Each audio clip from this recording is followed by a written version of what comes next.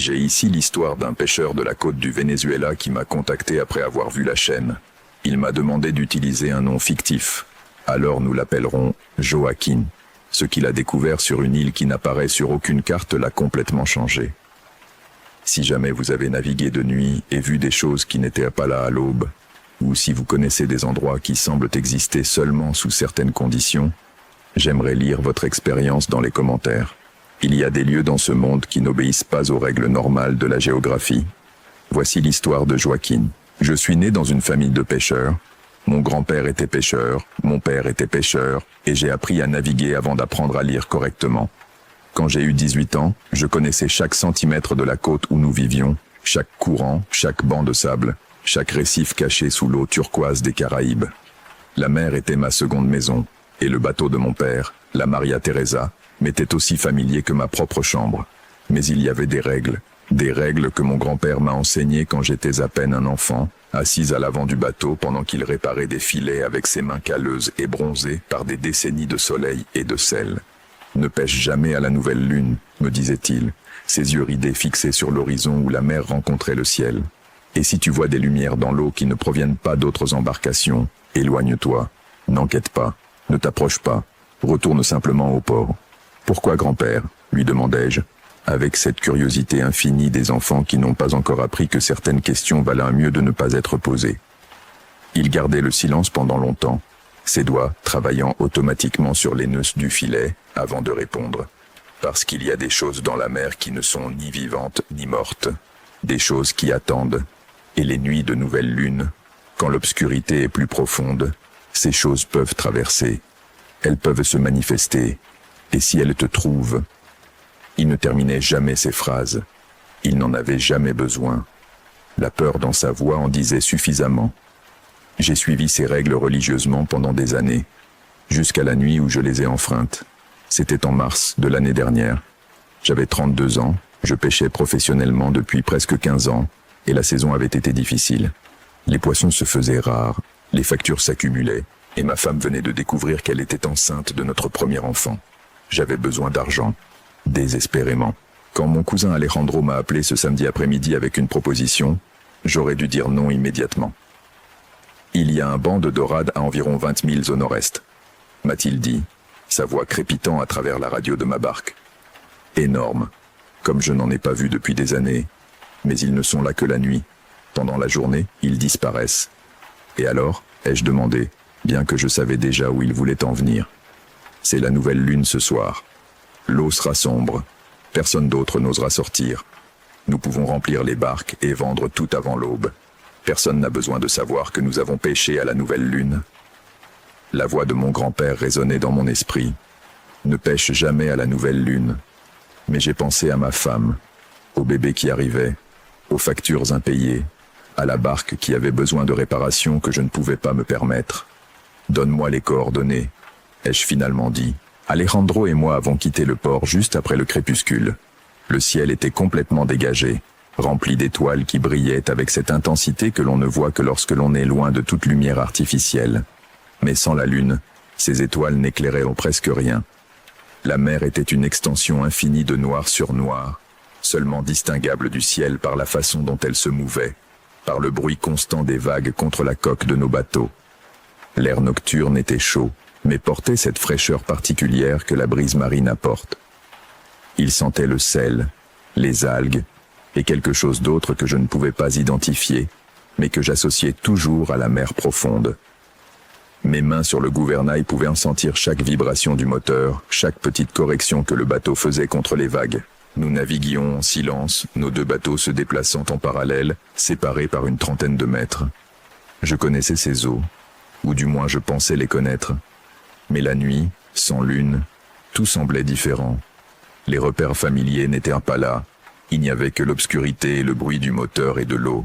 Après 40 minutes, Alejandro a pointé son GPS et a crié par-dessus le bruit du moteur. « Ici, les coordonnées sont ici !» Nous avons éteint les moteurs. Le silence qui a suivi était presque assourdissant après le rugissement constant des moteurs. Il ne restait que le bruit de l'eau léchant les coques, le craquement du plastique et du bois de nos bateaux, et occasionnellement, le cri lointain d'un oiseau marin nocturne. Nous préparons les filets. Alejandro avait raison sur les poissons. Nous pouvions les voir avec nos lampes de pêche spéciales, des bancs denses de pagres nageant juste sous la surface. Plus que je n'en avais vu depuis des années. Nous avons lancé les filets avec l'efficacité d'années de pratique. Le nylon siffle en se déroulant, frappant l'eau avec ce son satisfaisant qui signifie une bonne prise. Nous avons pêché pendant 2 heures. Les bateaux se remplissaient. Nous avions facilement l'équivalent de 2 semaines de pêche en une seule nuit. Je calculais mentalement combien d'argent cela représentait quand Alejandro m'a appelé. Tu vois ça? Sa voix sonnait étrange, tendue. Je regardais vers l'endroit qu'il pointait. Au début, je ne voyais rien, juste l'obscurité habituelle de la mer ouverte. Mais ensuite, je l'ai remarqué. Une lumière, très faible, verdâtre, pulsant doucement sous l'eau à environ 100 mètres de distance. Bioluminescence, dis-je, bien que je ne sonnais pas très convaincu. Plancton. Le plancton ne pulse pas ainsi, et il ne reste pas à un seul endroit. Il avait raison. La lumière restait fixe, pulsant à un rythme constant, presque comme si elle respirait. J'aurais dû me souvenir des mots de mon grand-père. Si tu vois des lumières dans l'eau qui ne proviennent pas d'autres embarcations, éloigne-toi. Mais la curiosité était plus forte que la prudence. Je vais m'approcher un peu, voir ce que c'est. Joaquin, non, commença Alejandro, mais j'avais déjà démarré le moteur. Je m'approchais lentement, maintenant le moteur à vitesse minimale. La lumière devenait plus brillante à mesure que je m'approchais, mais elle restait sous l'eau, à peut-être 3 ou 4 mètres de profondeur. Et maintenant je pouvais voir que ce n'était pas seulement une lumière, c'était quelque chose de formé, quelque chose structuré. Quand je fus directement au-dessus, j'éteignis le moteur et me penchai par le bord de la barque, pointant ma lampe de poche vers l'eau. Ce que je vis me fit reculer si brusquement que j'y faillis tomber. Ce n'était pas du plancton. Ce n'était aucun phénomène naturel que je pouvais reconnaître. C'était une structure, faite de quelque chose qui ressemblait à de la pierre mais qui brillait d'une lumière verdâtre antinaturelle. Elle avait des colonnes, des arcs, des escaliers qui descendaient plus profondément que ce que ma lampe de poche pouvait atteindre. C'était comme regarder les ruines d'un ancien bâtiment, mais un qui ne devrait pas exister là, au milieu de l'océan, à 20 milles de la côte. « Alejandro !» criai-je. « Viens voir ça !» J'entendis son moteur s'approcher. Son bateau s'arrêta à côté du mien. Il se pencha, pointa sa propre lampe de poche vers l'eau, et resta silencieux pendant un long moment. « Ça n'était pas ici avant, » dit-il finalement. « Je pêche dans ces eaux depuis 10 ans. Ça n'était définitivement pas ici avant. Peut-être que c'est une épave qui n'a jamais été signalée, suggérai-je, cherchant une explication rationnelle, bien que mon instinct me disait qu'il n'y avait rien de rationnel là-dedans. Les épaves ne brillent pas. Et regarde la structure. Ce n'est pas un bateau, c'est comme un temple ou quelque chose comme ça. Il avait raison. Maintenant que mes yeux s'étaient mieux adaptés à la lumière verdâtre, je pouvais voir plus de détails. Il y avait des symboles gravés sur les colonnes, des symboles que je ne reconnaissais pas, mais qui faisaient que quelque chose dans mon esprit se sentait inquiet, comme si je voyais quelque chose qui ne devrait pas être vu. Et puis je vis autre chose, quelque chose qui me fit retenir ma respiration. Il y avait quelque chose qui bougeait parmi les ruines, quelque chose qui glissait entre les colonnes, avec des mouvements fluides et antinaturels. Je ne pouvais pas voir clairement ce que c'était, juste des ombres dans les ombres, des formes qui ne restaient pas immobiles assez longtemps pour être identifiées. « Allons-y », dis-je soudainement. « Maintenant, tout de suite. » Je n'avais pas besoin de le dire 2 fois à Alejandro. Nous avons tous deux démarré nos moteurs en même temps. Mais quand j'ai essayé de faire avancer ma barque, le moteur a rugi, mais l'embarcation ne bougeait pas. C'était comme si quelque chose la retenait. Je regardais vers l'eau. La lumière verdâtre était plus brillante maintenant, beaucoup plus brillante, illuminant l'eau autour de nos barques. Et je pouvais voir qu'il y avait quelque chose enchevêtré dans mon hélice. Pas d'algues ni de filets. C'était des chaînes en métal rouillé qui montaient des ruines, s'enroulant autour de l'hélice, me maintenant en place. « Je ne peux pas bouger !» criai-je à Alejandro. « Il y a quelque chose dans mon hélice. » Alejandro a essayé de s'approcher pour m'aider, mais son bateau était également coincé. Les mêmes chaînes étaient émergées de l'eau et s'étaient enroulées autour de son moteur. Et alors l'eau a commencé à bouillonner. Ce n'étaient pas des bulles normales. Elles étaient grandes, violentes, comme si quelque chose d'énorme émergeait des profondeurs. La lumière verdâtre s'est intensifiée jusqu'à devenir presque éblouissante. J'ai dû fermer les yeux et quand je les ai rouverts, ce que j'ai vu m'a coupé le souffle. La structure n'était plus sous l'eau. Elle émergeait, lentement, avec un son grave et résonnant que j'ai ressenti dans mes os plus que je ne l'ai entendu. Les ruines s'élevaient de la mer. De l'eau cascade sur les colonnes de pierre, des algues pendaient comme des rideaux, et cette lumière verdâtre émanait de chaque fissure et crevasse. En moins d'une minute, nous avions devant nous ce que je ne pouvais décrire que comme une île. Mais pas une île naturelle. C'était complètement artificiel, construit par des mains qui n'étaient clairement pas humaines. Les proportions étaient fausses. Les angles étaient incorrects, de manière à faire mal aux yeux si on les regardait trop longtemps.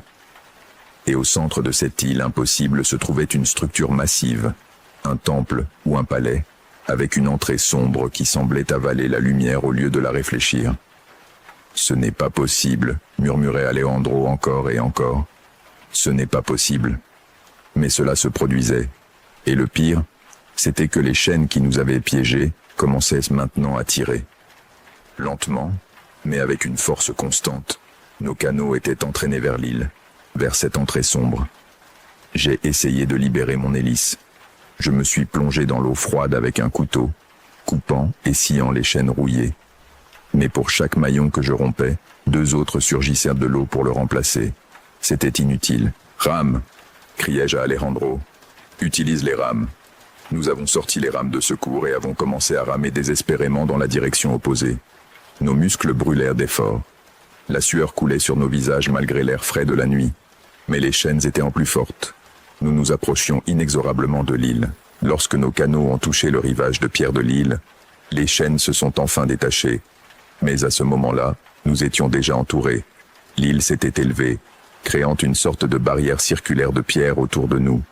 Nous ne pouvions pas voir la mer ouverte au-delà de ces murs. Nous étions piégés dans ce qui semblait être un lac circulaire d'eau noire avec l'île au centre. « Nous devons explorer, dis-je, ma voix sonnant plus calme que ce que je ressentais. Il doit y avoir une sortie, une autre façon de sortir d'ici. » Alejandro acquiesça, son visage pâle même sous la lumière verdâtre. Nous avons amarré nos canots du mieux que nous pouvions et sommes montés sur l'île. La pierre sous nos pieds était couverte d'une couche de mousse glissante qui rendait la marche difficile. Chaque pas devait être prudent pour ne pas tomber. L'air ici sentait différemment. Pas seulement la mer et le sel, mais quelque chose de plus ancien. De la terre humide et de la décomposition. Et en dessous de cela, une odeur musquée qui me rappelait des endroits clos et mal ventilés depuis des siècles. Les symboles gravés dans les pierres étaient plus clairs maintenant que nous étions si près. Ils n'étaient d'aucune langue ou culture que je reconnaissais.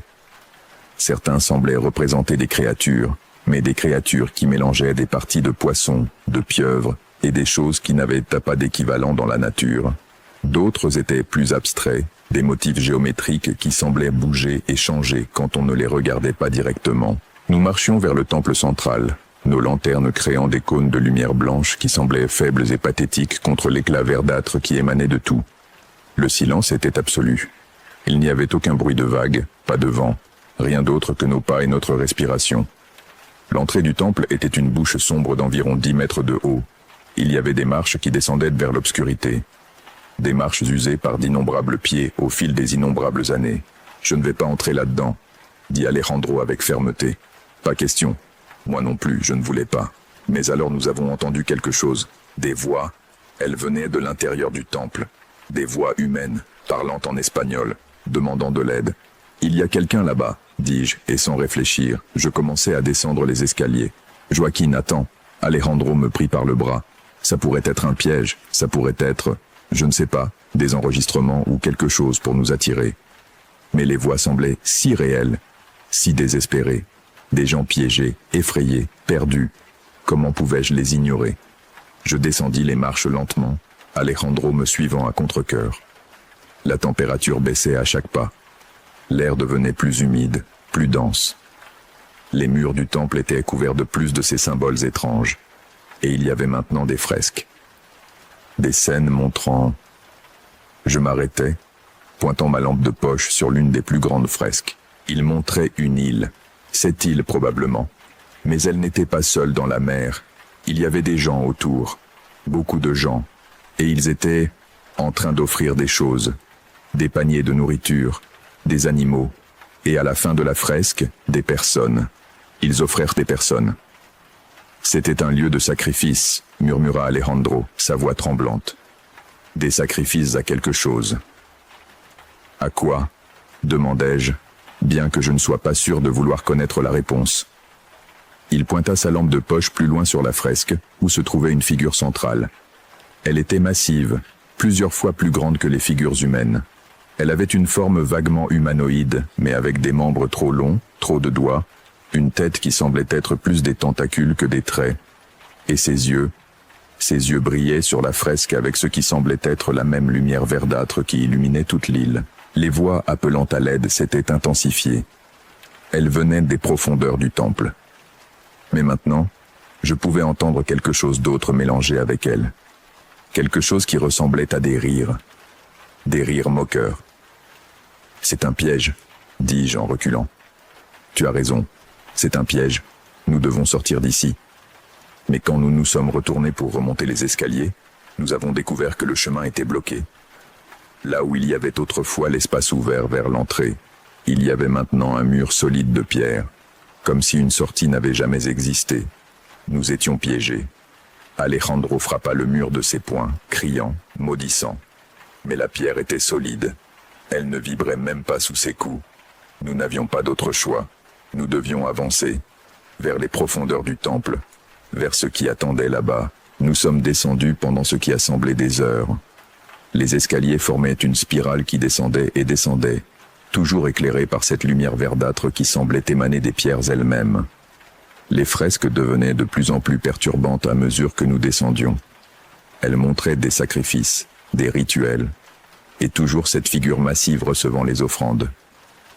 Enfin, les escaliers débouchaient sur une immense chambre. Le plafond était si haut que notre lumière ne l'atteignait pas. Les murs étaient couverts de niches, comme des étagères, et dans chaque niche il y avait des os, des squelettes humains, des centaines d'entre eux, des milliers peut-être, tous soigneusement organisés, disposés dans des poses qui semblaient d'adoration. Et au centre de la chambre se trouvait un autel, en pierre noire, couvert de taches sombres qui ne pouvaient être que du vieux sang. Et sur l'autel, endormie ou peut-être morte, se trouvait une forme.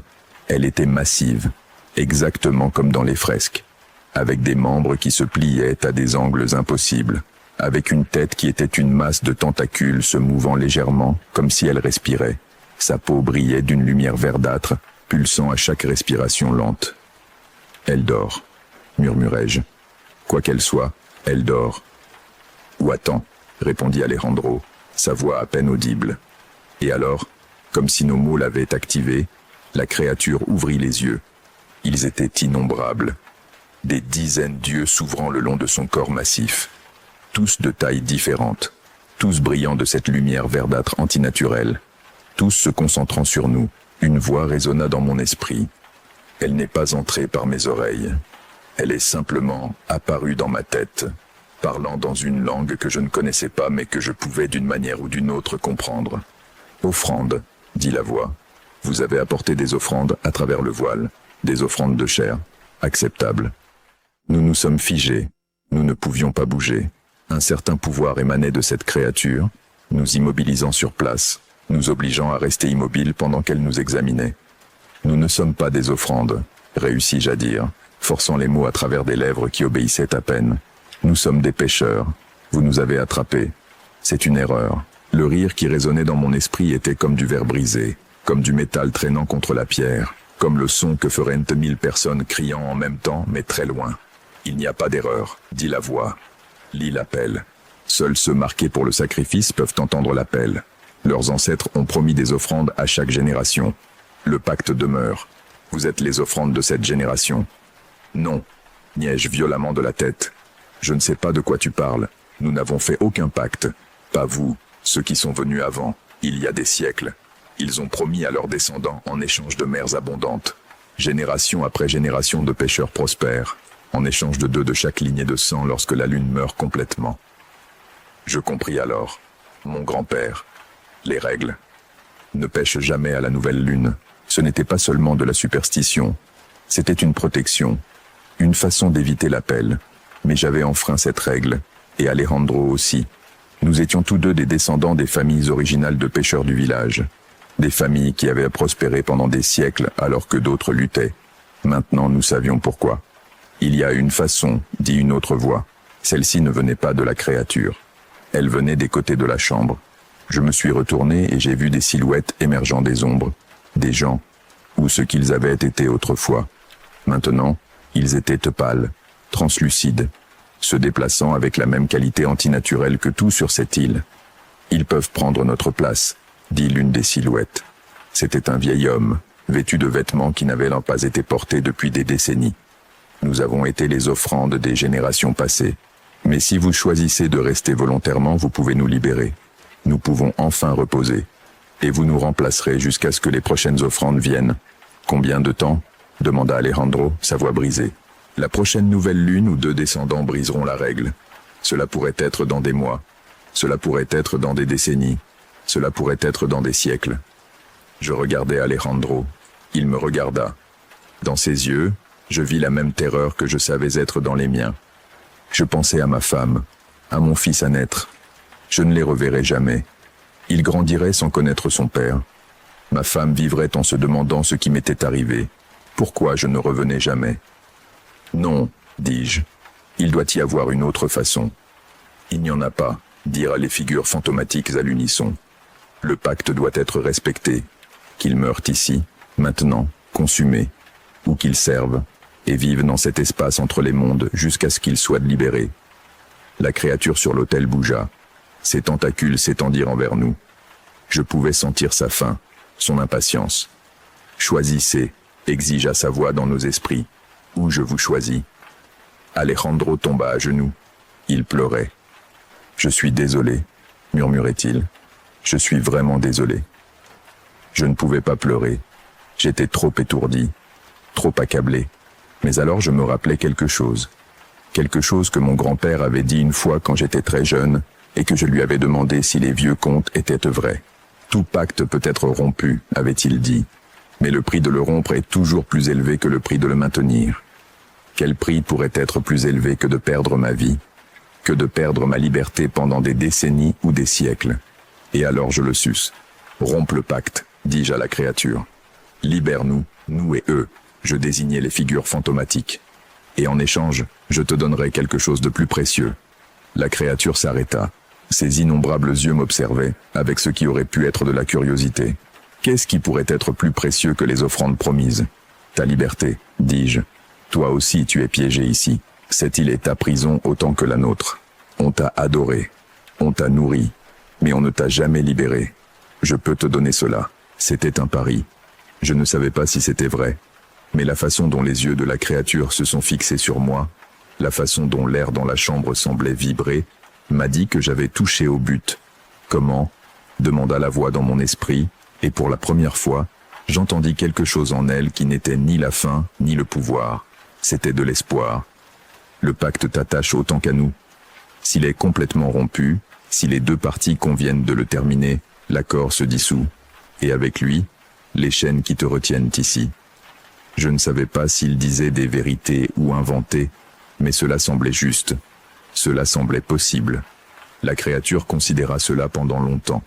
Puis elle parla, et sa voix résonna non seulement dans mon esprit, mais dans toute la chambre, faisant vibrer la pierre elle-même. J'accepte. Le pacte est rompu, les 2 parties libérées, tous les offrandes passées, toutes les dettes pardonnées. La lumière verdâtre s'intensifia jusqu'à devenir éblouissante. Je sentis quelque chose se briser, pas physiquement mais à un niveau plus profond, comme si des fils invisibles qui avaient existé pendant des siècles se coupaient soudainement. Les figures fantomatiques crièrent, mais pas de douleur, de joie, et elles commencèrent à s'estomper, non dans l'obscurité mais dans la lumière, enfin libérées pour aller où que soient les morts quand ils reposent. La créature a également commencé à s'estomper. Mais avant de disparaître complètement, sa voix a résonné une dernière fois dans mon esprit.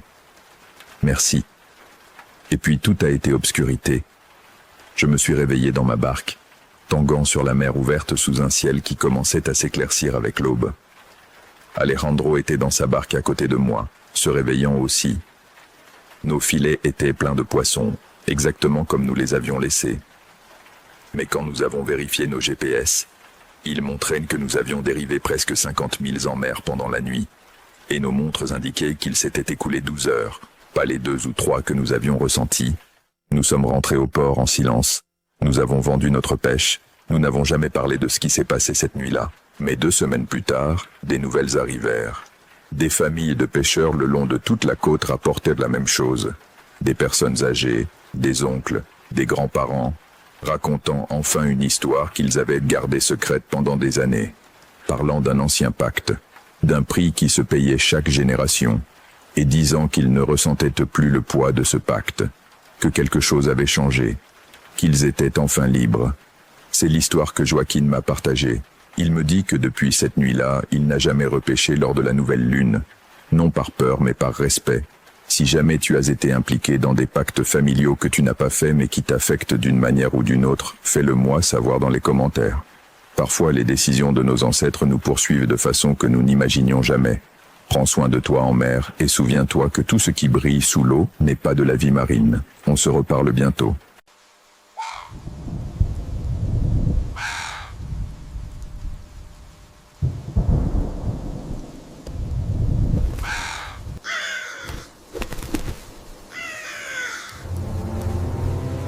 Cette histoire m'est parvenue d'une auditrice qui préfère que je l'appelle simplement Laura.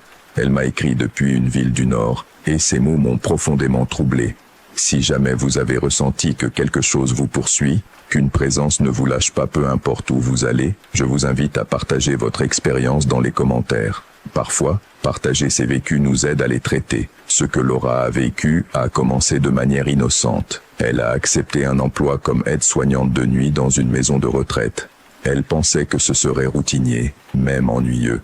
Mais il y a des endroits où les morts ne reposent pas, et les vivants ne devraient pas y rester non plus. Voici l'histoire de Laura. Je n'aurais jamais dû accepter le service de nuit. Mais j'avais besoin d'argent. Je venais de divorcer et je vivais seul pour la première fois en 10 ans. Le loyer de mon petit appartement absorbait presque tout mon salaire. Et quand j'ai vu l'annonce cherchant une garde de nuit à l'Asilo San Rafael, avec un salaire presque le double de la normale, je n'ai pas réfléchi 2 fois. J'aurais dû me demander pourquoi il payait si bien. L'Asilo San Rafael était en périphérie de la ville, un vieux bâtiment de 3 étages qui avait autrefois été un hôpital. Les murs étaient en briques sombres, les fenêtres hautes et étroites, et il y avait quelque chose dans son architecture qui vous faisait vous sentir petit, mal à l'aise. La directrice, Madame Mendes, m'a accueilli dans son bureau. C'était une femme d'une 60aine d'années, maigre comme un clou, avec les cheveux complètement gris relevés en un chignon serré. « Avez-vous déjà travaillé dans le soin des personnes âgées ?» m'a-t-elle demandé sans lever les yeux de mon CV. « Oui, pendant 2 ans à l'hôpital central, mais en journée. Et cela ne vous dérange pas de travailler la nuit ? Non, en fait je préfère les horaires nocturnes. Il y a moins de monde, moins de bruit. » Quelque chose a traversé son visage, du soulagement, de l'inquiétude. Je n'ai pas pu l'identifier. Bien, le service est de 11 heures du soir à 7 heures du matin. Il y a 24 résidents en ce moment. La plupart dorment toute la nuit, mais certains ont besoin d'attention. Changement de couche, médication, aide pour aller aux toilettes. Il y a un infirmier de garde, Roberto, qui s'occupe des urgences médicales. Vous devez juste faire les rondes chaque heure et répondre si quelqu'un sonne. Ça semble gérable. Il y a quelques règles. Il sortit une feuille imprimée et me l'a remis. Lisez-les attentivement. La liste disait 1. Faites les rondes dans l'ordre. D'abord le 3e étage, puis le 2e, puis le 1er. 2. N'entrez pas dans la chambre 307, peu importe ce que vous entendez de l'intérieur. 3. Si vous trouvez un résident en dehors de sa chambre, ramenez-le immédiatement. 4. Ne répondez pas si quelqu'un vous appelle depuis une chambre avec la porte fermée. 5. Si les lumières du 3e étage clignotent, descendez immédiatement au 1er étage et restez-y jusqu'à ce que cela s'arrête. 6. Gardez toujours votre radio allumée. 7. Ne regardez pas par les fenêtres après 3 heures du matin. Je levai les yeux, confuse. C'est sérieux ? Complètement. Ce sont des protocoles de sécurité basés sur des expériences passées. Quel genre d'expérience ? Madame Mendez a fermé mon dossier. Le type qui fait que les gens démissionnent. Nous avons eu 17 gardiens de nuit au cours des 2 dernières années. Aucun ne dure plus de 3 mois. Si vous pouvez rester au moins 6 mois, vous recevrez une prime de fidélité. J'aurais dû partir à ce moment-là. Mais 17 personnes en 2 ans signifiait qu'ils étaient désespérés. Et les gens désespérés perdent bien. J'accepte le travail. Madame Mendes soupira. Que Dieu vous aide, alors. Mon premier shift était un mardi. Roberto, l'infirmier de garde, était un homme d'une 40aine d'années, avec un ventre proéminent et un sourire aimable qui n'atteignait pas ses yeux. « Tu as lu les règles ?» me demanda-t-il en me montrant la station d'infirmière au premier étage. « Oui, bien qu'elles semblent un peu étranges. »« Je sais, j'ai aussi pensé que c'était une absurdité quand j'ai commencé, mais crois-moi, Laura, suis-les à la lettre. » « Que se passe-t-il si je ne le fais pas ?» Elle resta silencieuse un long moment. Des choses mauvaises, des choses qui n'ont pas d'explication logique. Comme quoi? Je préfère ne pas en parler. Juste, suis les règles, fais tes rondes, et si quelque chose te semble mal, très mal, appelle-moi par radio immédiatement. Elle m'a montré comment utiliser la radio, où se trouvaient les fournitures, et m'a donné un porte-clés avec les clés maîtresses. À 11 heures précises, mon service a officiellement commencé. L'asile de nuit était un endroit complètement différent de celui que j'avais vu pendant la journée lors de mon entretien. Les couloirs étaient à peine éclairés par des lumières d'urgence qui projetaient des ombres longues et déformées. La climatisation faisait un bruit constant, comme un murmure grave qui ne s'arrêtait jamais. Et il y avait une odeur, difficile à décrire. Ce n'était pas désagréable exactement, mais pas non plus agréable. Quelque chose entre un vieux médicament et des fleurs fanées. Mon premier tour était calme. Je suis monté au 3e étage en utilisant les escaliers. L'ascenseur fonctionnait, mais Roberto m'avait conseillé de prendre les escaliers. C'est plus sûr, avait-il dit sans expliquer pourquoi. Le 3e étage avait 8 chambres. J'ai vérifié chacune, en me penchant silencieusement. Tous les résidents dormaient, respirant avec ces sons rauques et laborieux propres à l'âge. Tous, sauf la chambre 307. Quand je suis passé devant cette porte, j'ai entendu quelque chose. Un pleur, doux, comme celui d'un enfant. Je me suis rappelé la règle. N'entrez pas dans la chambre 307, peu importe ce que vous entendez de l'intérieur. Je suis resté debout devant la porte, indécise. Les pleurs continuaient, entrecoupés, douloureux à entendre. « Bonjour » ai-je appelé doucement. Les pleurs s'arrêtèrent brusquement. J'attendis. Rien. Je poursuivis ma ronde. Le 2e étage, le 1er étage. Tout était normal. Je retournai à la station d'infirmière et notai dans le registre. Première ronde complétée, tout est calme. Roberto hocha la tête depuis son bureau où il lisait un magazine. Bien, la prochaine dans 1 heure. La 2e ronde fut identique à la première, sauf que cette fois, en passant devant la 307, la porte était entrebâillée. J'étais sûr qu'elle avait été fermée auparavant. Je jetai un coup d'œil avec précaution.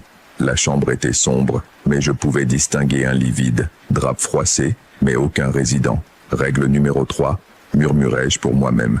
Si vous trouvez un résident hors de sa chambre, ramenez-le immédiatement. Mais il n'y avait personne à ramener. Je fermai la porte et continuai ma ronde, inquiète. Lors de la 3e ronde, à 1 heure du matin, les choses commencèrent à changer. J'étais au 3e étage quand j'ai entendu des pas. Clairs, lents, marchant dans le couloir derrière moi. Je me suis retourné. Il n'y avait personne. Les pas ont continué. Comme si quelqu'un d'invisible marchait, s'approchant. « Roberto ?» ai-je appelé par la radio d'une voix tremblante. « Que se passe-t-il ? Es-tu au 3e étage ? » ?»« Non, je suis dans mon bureau. Pourquoi ? » ?»« J'entends des pas. Il y a eu une pause. D'où viennent-ils ? » ?»« Je ne sais pas. Ils sont dans le couloir. » « Laura, écoute-moi attentivement. Termine le tour du 3e étage et descends immédiatement. Ne t'arrête pas. Ne regarde pas en arrière. J'ai fait exactement ce qu'elle a dit. Les pas m'ont suivi jusqu'à l'escalier, mais ne sont pas descendus avec moi. Quand je suis arrivé au 1er étage, je tremblais. Roberto m'attendait avec une tasse de thé. « Prends ça, tu dois te calmer. » Qu'est-ce que c'était ? Je ne sais pas. Personne ne le sait. Mais ça se passe toutes les nuits. Des pas, des voix, des ombres. Cet endroit est habité par des choses qui ne sont pas parties quand elles sont mortes. Tu es en train de dire que l'asile est hanté ? Je n'aime pas utiliser ce mot. Mais oui, en gros. J'ai pris une gorgée de thé. Il était très sucré, mais m'a aidé à me calmer. Pourquoi ne me l'avez-vous pas dit avant de m'embaucher ? Parce que personne ne le croirait sans le voir. Et nous avons besoin de personnel. Les résidents ont besoin d'attention. Nous ne pouvons pas simplement fermer l'endroit. Pourquoi ne les transférez-vous pas dans un autre asile? Parce que c'est le seul qui accepte un certain type de résidents. Ceux qui n'ont pas de famille, ceux qui n'ont pas d'argent, ceux que personne d'autre ne veut. Roberto se pencha sur sa chaise. La plupart d'entre eux sont ici depuis des années. C'est leur maison. Et certains, certains sont déjà morts ici. Mais leurs esprits sont restés, y compris la chambre 307, particulièrement la 307. Il baissa la voix. Il y a 5 ans, une femme nommée Dolores Ramirez vivait dans cette chambre. Elle avait une démence avancée. Une nuit, pendant une tempête, elle est tombée de son lit et s'est frappée la tête. Elle est morte seule, dans l'obscurité, appelant à l'aide. Personne ne l'a entendue jusqu'au matin suivant. Je ressentis un frisson. Les pleurs que j'ai entendus, c'est elle. Elle est toujours là. Elle demande encore de l'aide. C'est pourquoi nous n'entrons jamais. Parce que si tu entres, elle pense que tu es venu l'aider. Et elle ne te laisse pas partir. Les rondes suivantes étaient de plus en plus troublantes. À 2 heures du matin, j'ai trouvé un résident en dehors de sa chambre au 2e étage. Un vieil homme en fauteuil roulant, regardant le mur blanc. Monsieur Gutiérrez, l'ai-je appelé doucement. Je connaissais son nom grâce à la liste que Roberto m'avait donnée. Que faites-vous éveillé? Il n'a pas répondu. Il ne bougeait pas. Je me suis approché et j'ai touché son épaule. Elle était froide. Trop froide. Monsieur Gutiérrez. Lentement, très lentement, il a tourné sa tête vers moi. Ses yeux étaient complètement blancs. Sans pupille, sans iris. Juste du blanc. Je reculai avec un cri étouffé. Il a souri. Si jeune, si pleine de vie. Ça fait si longtemps que je ne sens plus la vie. Roberto, ai-je parlé d'urgence dans le radio? J'ai une urgence au 2e étage. Le sourire du vieil homme s'est élargi, antinaturel, trop large.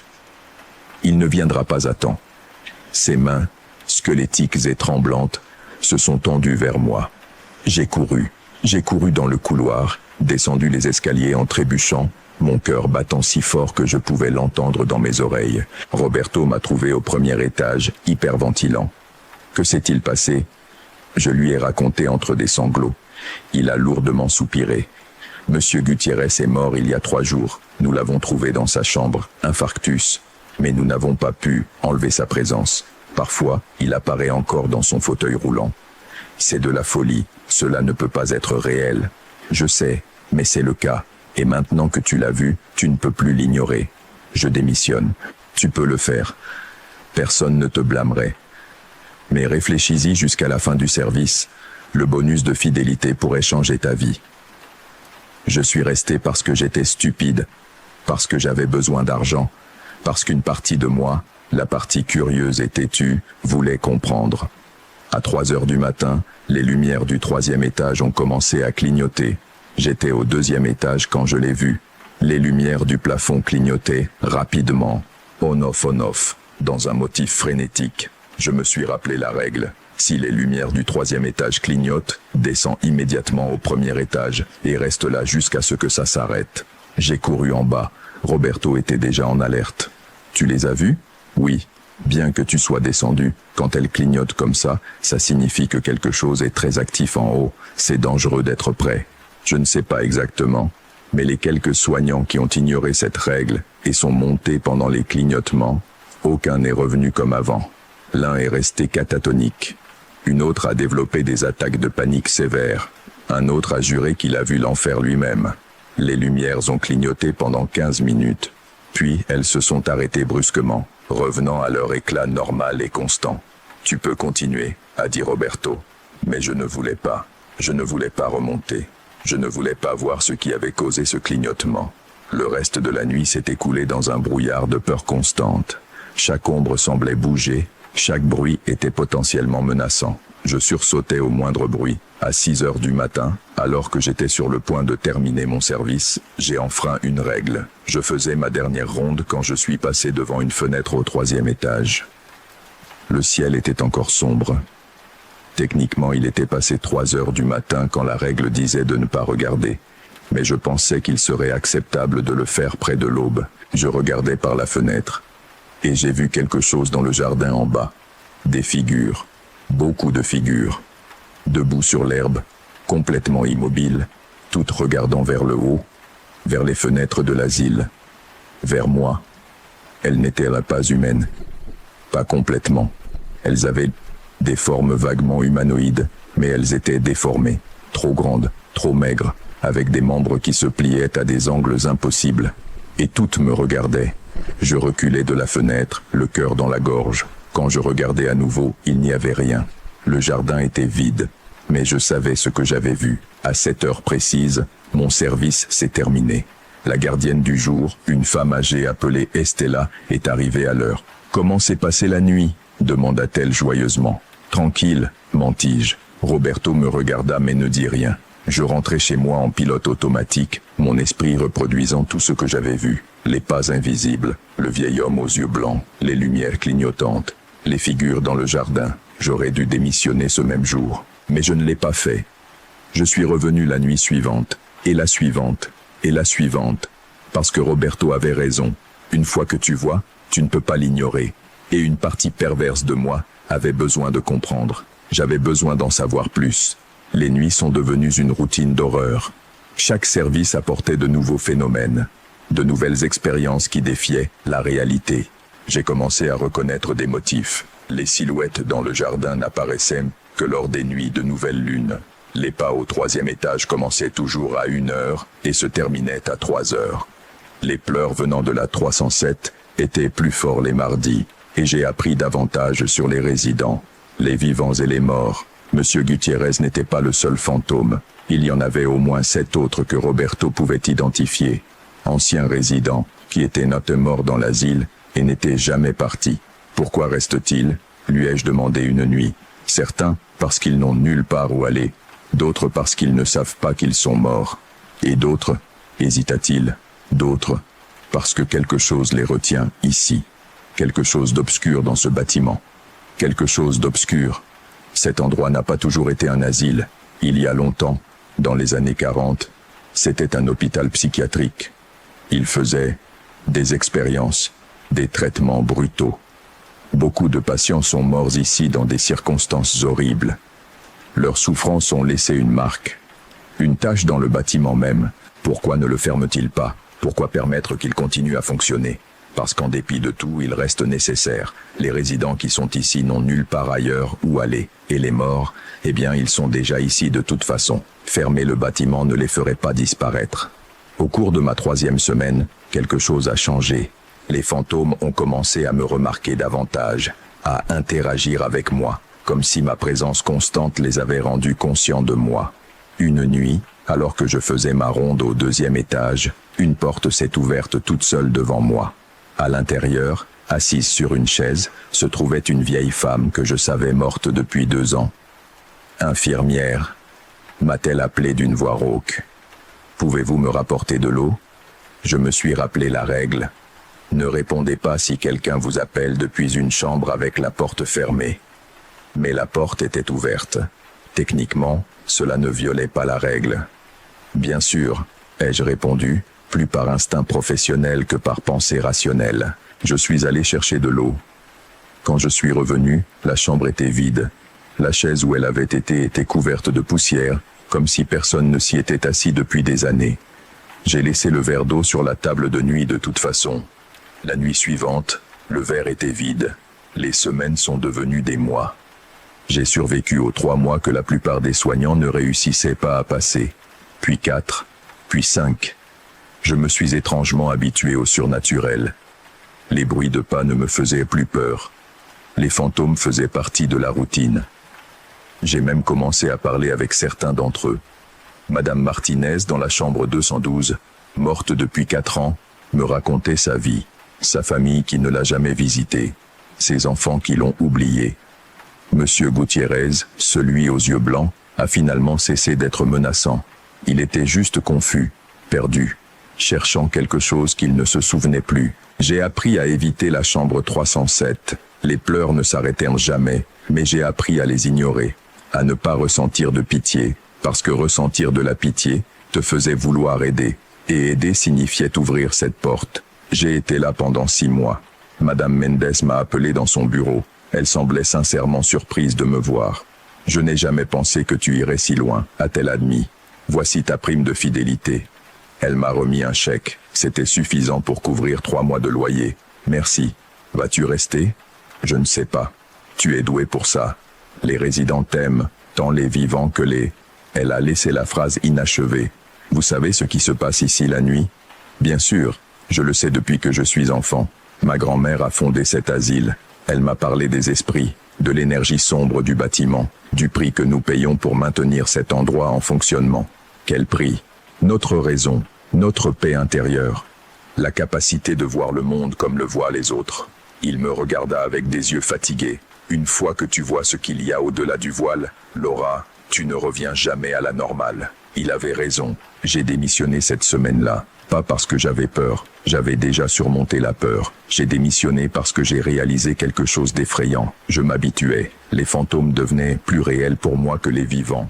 Je commençais à préférer mes conversations nocturnes avec les morts à mes interactions diurnes avec des personnes normales. Je franchissais une ligne.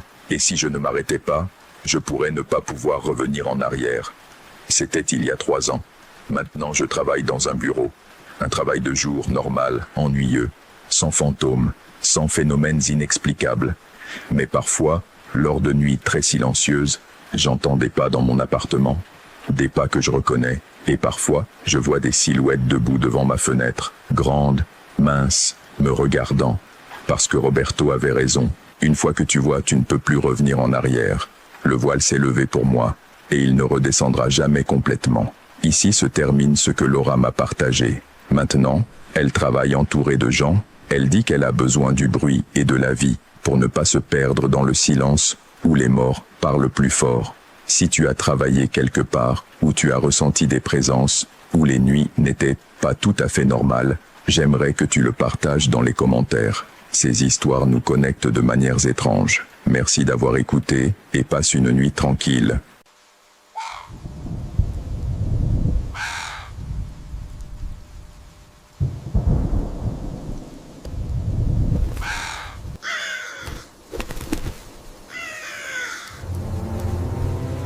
Cette histoire m'a été envoyée par Raquel, une restauratrice d'art qui travaillait dans des musées et des collections privées. Ce qu'elle a découvert en restaurant un portrait colonial du XVIIe siècle l'a poussée à abandonner sa carrière et à brûler tous ses matériaux de travail. Si vous avez déjà travaillé avec des objets anciens et ressenti que quelque chose de leur passé demeure encore en eux, partagez-le dans les commentaires. Maintenant, voici l'expérience de Raquel avec un tableau qui n'aurait jamais dû être restauré. Je m'appelle Raquel et pendant 12 ans, j'ai travaillé comme restauratrice d'art spécialisée dans la peinture coloniale latino-américaine.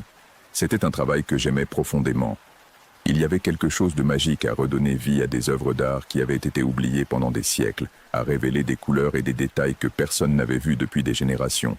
Mais c'était avant le portrait de Sor Inès, avant de comprendre que certains travaux de restauration ne devraient jamais être réalisés, avant d'apprendre qu'il y a des choses peintes sur toile qu'il vaut mieux laisser cachées sous des couches de vernis et de saleté.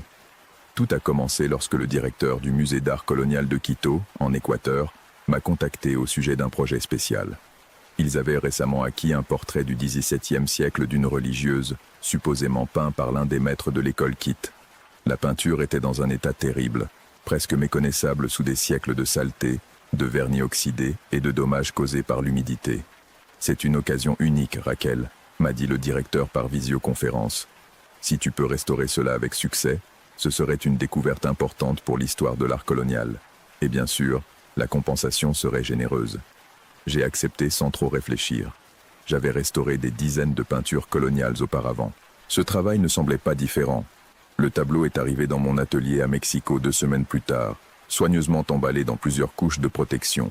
Lorsque je l'ai enfin déballé et que je l'ai placé sur mon chevalet sous les lumières brillantes de travail, j'ai pu apprécier l'ampleur du défi.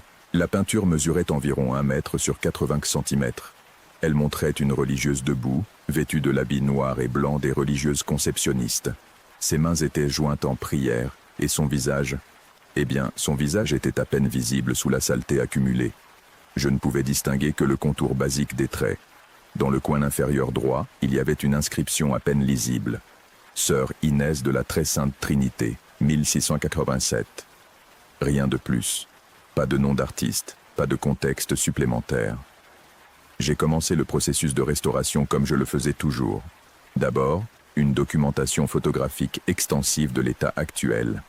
Ensuite, une analyse de la composition du vernis et de la peinture à l'aide de lumière ultraviolette et de prises de rayons X. Les rayons X ont révélé quelque chose d'intéressant. Il y avait une autre peinture en dessous, un pentimento comme on l'appelle dans le monde de l'art. L'artiste avait changé d'avis sur la composition originale et avait peint par-dessus. Ce n'était pas inhabituel. Les artistes coloniaux réutilisaient souvent des toiles ou modifiaient leurs œuvres au cours du processus. Mais il y avait quelque chose d'étrange dans ce pentimento. La figure en dessous semblait être dans une position complètement différente, presque comme si elle était en train de crier. J'ai écarté cette observation. Les rayons X pouvaient être trompeurs, montrant des ombres et des formes qui n'étaient pas vraiment ce qu'elles semblaient. J'ai commencé le nettoyage. C'était toujours le processus le plus délicat et gratifiant. En utilisant des solvants spécialisés et des cotons-tiges, je retirais soigneusement les couches de saleté et de vernis oxydé, révélant les couleurs originales en dessous. Les premières séances étaient normales. Je travaillais par petites sections, documentant chaque étape. J'ai d'abord nettoyé l'arrière-plan, révélant un intérieur de couvent magnifiquement peint avec des arches en pierre et une fenêtre montrant un ciel bleu foncé. Puis je suis passé à l'habit de la religieuse. Les noirs profonds ont émergé, riches et veloutés. Les blancs étaient brillants, presque lumineux. L'artiste avait clairement été un maître dans la gestion de la lumière et de l'ombre. Mais c'est quand j'ai commencé à nettoyer le visage que les choses ont commencé à devenir étranges. Le premier indice que quelque chose n'allait pas était une odeur. Au fur et à mesure que je retirais les couches de vernis de la zone du visage, une odeur sucrée et malsaine commença à émaner de la toile. Ce n'était pas l'odeur typique des vieilles peintures ou des solvants. C'était organique, presque comme de la chair en décomposition, mais très faible. Je pensais que peut-être la toile avait développé de la moisissure à un moment donné. J'ai prélevé des échantillons pour analyse, mais les résultats se sont révélés négatifs. Il n'y avait pas de présence biologique active. L'odeur n'avait pas d'explication. J'ai continué à travailler, bien que l'odeur me mettait mal à l'aise. J'ai soigneusement nettoyé le front de la religieuse, puis ses yeux. Et quand j'ai finalement révélé son visage complet, j'ai dû m'arrêter. Ce n'était pas un visage paisible ou pieux comme on pourrait s'y attendre d'un portrait de religieuse. Les yeux étaient trop ouverts, les blancs trop visibles, lui donnant une expression de terreur ou de folie. La bouche était légèrement ouverte, comme si elle était sur le point de crier. Et il y avait quelque chose dans le coup de pinceau, dans la façon dont l'artiste avait capturé chaque détail, qui faisait que le visage semblait presque vivant. Mais ce qui était le plus troublant, ce étaient les yeux. Ils semblaient te suivre. Peu importait l'angle sous lequel tu regardais le tableau, Sœur Inès te regardait droit dans les yeux. C'est un effet que certains maîtres peintres parvenaient intentionnellement à créer, mais je n'avais jamais vu un aussi prononcé, aussi inquiétant. J'ai pris une pause, ayant besoin de m'éloigner du tableau. J'ai préparé du thé, et je me suis assis dans mon petit coin de repos, essayant de chasser ce sentiment d'inconfort. Ce n'était qu'une peinture, me suis-je rappelé. Un objet inanimé. La sensation d'être observé n'était que le fruit de mon imagination qui travaillait en heures supplémentaires. Quand je suis retourné dans l'atelier, le tableau était différent. Pas physiquement différent. Pas d'une manière que je pourrais documenter ou prouver. Mais l'atmosphère dans la pièce avait changé. L'air semblait plus lourd, plus froid. Je jure que l'expression sur le visage de Sœur Inès était légèrement différente. Plus consciente. Je me suis dit que j'étais ridicule. Trop d'heures à fixer la même image peuvent amener votre cerveau à voir des choses qui ne sont pas là. J'ai continué la restauration. Au cours des semaines suivantes, j'ai travaillé à consolider les zones où la peinture se détachait, à réparer de petites déchirures dans la toile, à enlever des taches d'humidité. Le travail était techniquement réussi. Le tableau se transformait, révélant le talent de l'artiste original. Mais chaque jour, l'ambiance dans mon atelier empirait. J'ai commencé à avoir des difficultés à me concentrer. Je sentais constamment que quelqu'un m'observait. J'entendais des bruits quand j'étais seul, des chuchotements à peine audibles, des pas à l'étage alors que je vivais seul dans un bâtiment de plain-pied. Et mes rêves sont devenus perturbants. Je rêvais de couvents sombres, de cellules en pierre froide, de femmes en habits noirs réalisant des rituels que je ne pouvais pas comprendre complètement, mais que je savais profanes. Dans l'un de ces rêves, Sœur Inès me parlait. Elle me disait qu'il y avait des choses cachées dans le tableau, des secrets que je devais découvrir. Elle m'implorait de continuer à nettoyer, de révéler tout ce qui avait été caché. Je me suis réveillé de ce rêve en sueur, le cœur battant. Il était 3 heures du matin, Et depuis ma chambre, je pouvais entendre quelque chose dans mon atelier, un murmure, constant et rythmique, comme si quelqu'un était en train de prier. Je me suis forcé à me lever, à enquêter. L'atelier était vide, bien sûr, mais le tableau de sœur Inès brillait faiblement sous la lumière d'urgence, et je jure que sa bouche, qui avait été légèrement ouverte, était maintenant fermée dans un sourire. Le lendemain, j'ai décidé d'enquêter davantage sur sœur Inès de la Très Sainte Trinité. J'ai contacté le musée à Quito, demandant toute information historique qu'ils avaient à son sujet. Ce qu'ils ont découvert dans leurs archives m'a glacé le sang. Sœur Inès avait été une religieuse conceptionniste au couvent de l'Immaculée Conception à Quito. Elle est entrée au couvent en 1670, à l'âge de 16 ans, une jeune fille d'une famille aisée qui aurait prétendument choisi la vie religieuse par véritable vocation. Mais en 1687, l'année même où le portrait a été peint, elle a été accusée d'hérésie et de pratique de sorcellerie. Selon les archives de l'Inquisition, sœur Inès avait dirigé des rituels secrets au couvent, invoquant des esprits maléfiques, réalisant des messes noires. Plusieurs jeunes religieuses ont témoigné contre elle, décrivant des cérémonies nocturnes au cours desquelles sœur Inès aurait conclu des pactes avec le démon. Elle a été jugée, condamnée et exécutée. Mais voici la partie qui m'a fait frémir. Avant de mourir, sœur Inès a juré qu'elle trouverait un moyen de revenir. Elle a promis que son esprit resterait dans le monde, attendant l'occasion de compléter le travail qu'elle avait commencé. Et le portrait avait été commandé juste avant son arrestation. On croyait qu'il avait été détruit avec tous ses biens personnels. Comment avait-il survécu? Et pourquoi quelqu'un aurait-il voulu préserver l'image d'une sorcière condamnée? Je continuais à lire les documents. Il y avait une note finale, ajoutée des années plus tard par un prêtre qui avait enquêté sur l'affaire. Elle mentionnait que l'artiste qui avait peint le portrait, un homme nommé Miguel de Santiago, avait rapporté des expériences étranges pendant et après les séances de peinture. Il disait que sœur Inès lui avait demandé d'incorporer des symboles spécifiques dans la peinture, cachés de manière à ce que seule une personne sachant quoi chercher puisse les trouver. Le prêtre soupçonnait que le portrait lui-même faisait partie d'un rituel, que sœur Inès avait utilisé les séances de peinture pour lier son essence à l'œuvre. Il recommandait que le tableau soit détruit, mais apparemment sa recommandation n'a jamais été suivie.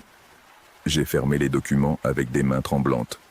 Je restaurais quelque chose qui n'aurait jamais dû être préservé. Une œuvre d'art qui était aussi un artefact de magie noire, une prison ou une encre pour quelque chose d'obscur. J'aurais dû arrêter la restauration immédiatement. Je devrais avoir rendu le tableau au musée et les laisser décider quoi en faire. Mais une partie de moi, la partie professionnelle et curieuse, avait besoin de terminer. J'avais besoin de voir le tableau complet, de révéler tous les secrets qu'il contenait. Cette nuit-là, j'ai travaillé tard, poussé par une compulsion que je ne pouvais pas expliquer complètement. J'ai nettoyé les dernières zones restantes, les mains de sœur Inès, le crucifix qu'elle tenait, les derniers plis de son habit. Et c'est dans ces plis que je les ai trouvés. Les symboles, cachés dans les ombres de l'habit noir, peints avec une précision qui n'était visible qu'à la lumière directe et intense, il y avait des symboles. Ils n'étaient pas chrétiens. C'étaient des sigils de magie cérémonielle, des cercles d'invocation, des sceaux démoniaques que je reconnaissais de mes études d'histoire de l'art sur l'iconographie cachée. Chaque pli du tissu en contenait un. Il y en avait des dizaines, un réseau complexe de symboles qui, vus ensemble, formaient quelque chose de plus grand. Un rituel complet, préservé dans la peinture. Et au centre de tous, caché dans le pli le plus profond de l'habit, il y avait un mot, peint en lettres si petites que j'avais besoin d'une loupe pour le lire. Libération. Au moment où j'ai nettoyé ce dernier mot, le révélant complètement, quelque chose a changé dans mon atelier. La température a chuté drastiquement. Mon souffle est devenu visible. Les lumières ont clignoté et se sont atténuées. Et le tableau a commencé à briller. Ce n'était pas une illusion, une lumière pâle et maladive émanait de la toile, concentrée sur les symboles qu'elle avait révélés. Elle pulsait comme un battement, chaque pulsation plus forte que la précédente. Je reculais, trébuchant sur ma chaise, tombant au sol. Et alors, je l'entendis. Une voix.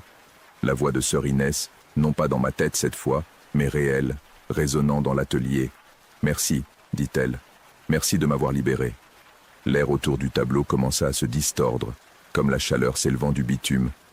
Et de cette distorsion, quelque chose émergea. Une figure.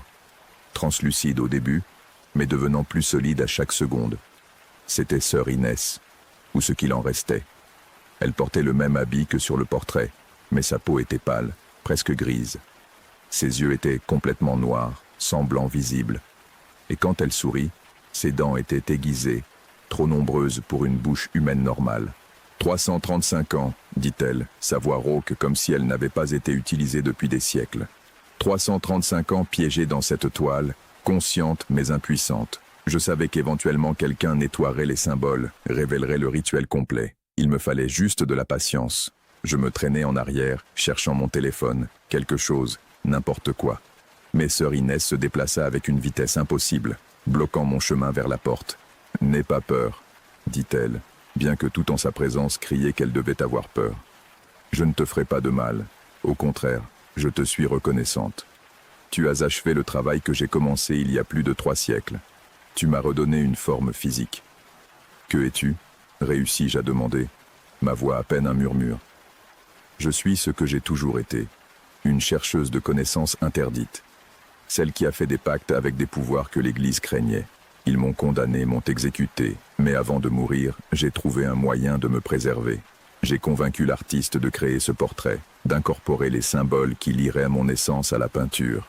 Mais j'avais besoin que tous les symboles soient visibles pour que le rituel soit complet. Pendant des siècles, ils ont été cachés sous des couches de saleté, jusqu'à ce que tu viennes. Je peux les recouvrir à nouveau, dis-je désespérément. Je peux inverser tout ce que j'ai fait. Sœur Inès rit, un son qui n'avait rien d'humoristique. Trop tard. Le sceau est brisé, le rituel est complet. Je suis libre. Elle s'approcha d'une fenêtre, regardant vers la ville de Mexico qui s'étendait au-delà. Un monde nouveau, si différent de celui que j'ai quitté. Tant d'âmes, tant d'opportunités. Le travail que j'ai commencé dans ce couvent peut maintenant continuer, s'étendre au-delà de ce que j'ai jamais imaginé. Quel travail ? Demandai-je, bien qu'une partie de moi ne veuille pas savoir. Ouvrir des portes, abattre le voile entre les mondes, amener à travers ces portes ceux avec qui j'ai fait des pactes. Ils m'ont donné du pouvoir alors, et en échange, j'ai promis de leur préparer un chemin vers ce monde. Cette promesse est toujours valable. Je me levai avec des jambes tremblantes. Je ne peux pas te laisser faire ça. Sœur Inès se tourna vers moi, son expression presque pleine de pitié. Tu n'as pas le choix, mais je te ferai une offre. Rejoins-moi. Tu as du talent, une sensibilité à l'occulte que tu ne reconnais même pas complètement. Je pourrais t'enseigner, comme j'ai essayé d'enseigner aux sœurs à mon époque. Nous pourrions faire de grandes choses ensemble. Jamais. Alors je te laisserai simplement avec ta vie, pour la gratitude que je ressens envers toi. Mais n'essaie pas de m'arrêter ni d'avertir les autres. Ça ne fonctionnera pas. Et si tu essaies, sa forme devint momentanément plus sombre, plus menaçante. Souviens-toi que je sais où tu vis, où tu travailles, qui tu aimes. La liberté que tu m'as donnée vient avec des responsabilités. Et avec ça, elle s'est évaporée. Elle n'est pas allée vers la porte ni n'a disparu progressivement. Elle a simplement cessé d'être là, comme si elle n'avait jamais existé sauf pour le froid persistant dans l'air et le tableau qui brillait encore faiblement sur mon chevalet. Je suis resté seul dans mon atelier, tremblante, pleurant, essayant de traiter ce qui venait de se passer. J'avais libéré quelque chose d'ancien et de maléfique, et je ne savais pas quoi en faire. J'ai appelé le musée à Quito. Je leur ai dit qu'il y avait eu un accident pendant la restauration, que le tableau était irréparablement endommagé. J'ai menti en disant qu'un incendie dans mon atelier l'avait complètement détruit. Puis j'ai brûlé la toile. Je l'ai sortie dans mon petit jardin arrière et je l'ai mis en feu. Les flammes étaient de couleurs étranges, vertes et bleues, et la fumée qui s'élevait avait cette même qualité sucrée et maladive que j'avais sentie pendant la restauration. Alors qu'il brûlait, j'ai entendu des cris. Pas des cris humains, mais quelque chose de plus profond, de plus ancien. Mais je ne me suis pas arrêté. J'ai laissé se consumer complètement jusqu'à ce qu'il ne reste que des cendres. Je ne sais pas si cela a fait une différence. Sœur Inès était déjà libre. Brûler le tableau ne l'a probablement pas ramenée dans sa prison. Mais au moins, j'ai détruit le portail, l'encre qui la reliait à cet objet physique. J'ai renoncé à la restauration. Je ne pouvais pas continuer, pas après avoir compris que certains objets anciens ne sont pas simplement de l'art ou des artefacts historiques. Ce sont des prisons, ce sont des pièges, ce sont des sceaux qui maintiennent contenues des choses qui ne devraient pas être libérées. Au cours des mois suivants, j'ai cherché de manière obsessive des nouvelles d'événements étranges, de rituels, de tout ce qui pourrait indiquer que sœur Inès tenait sa promesse. J'ai trouvé certaines choses troublantes. Une augmentation de l'activité des cultes à Mexico, des rapports de rituels dans des lieux abandonnés, quelques disparitions inexplicables, mais rien de concluant, rien qui puisse définitivement alerter les autorités sans paraître folle.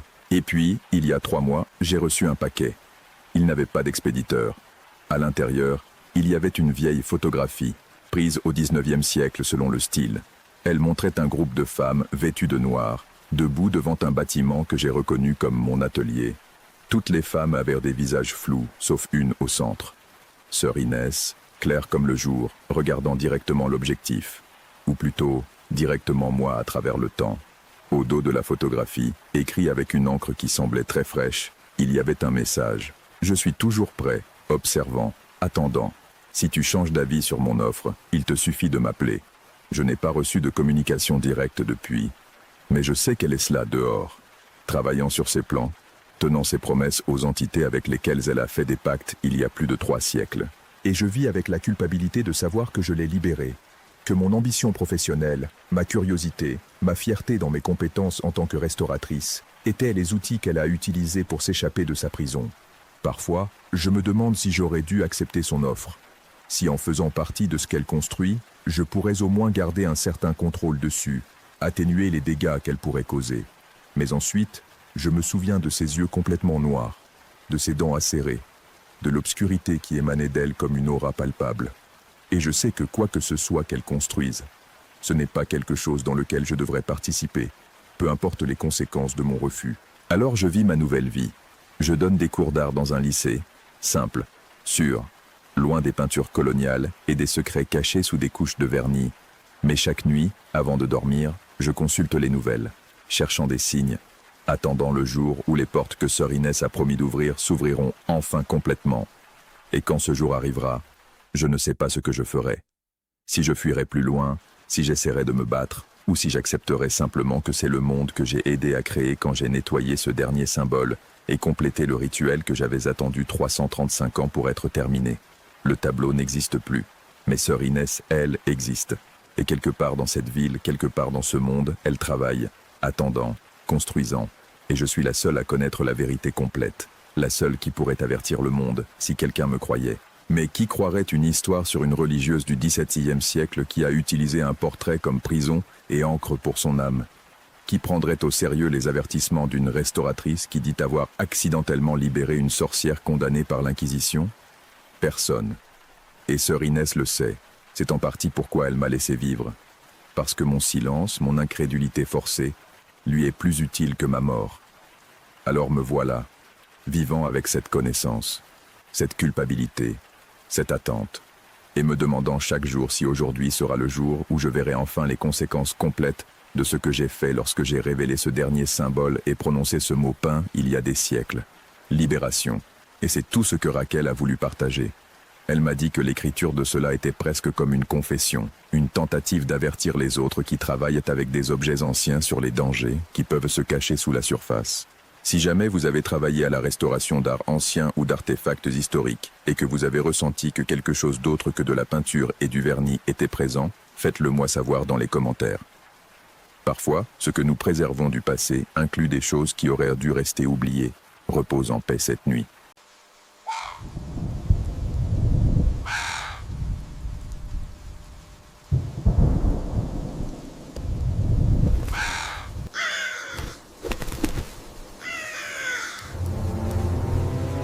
J'ai reçu ce récit d'une abonnée nommée Anna il y a quelques semaines.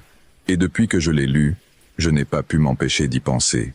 Si toi aussi, tu as une expérience que tu aimerais partager, tu peux m'écrire dans les commentaires ou m'envoyer un message direct. J'aime donner une voix à ces histoires qui, bien souvent, restent cachées par peur ou par honte.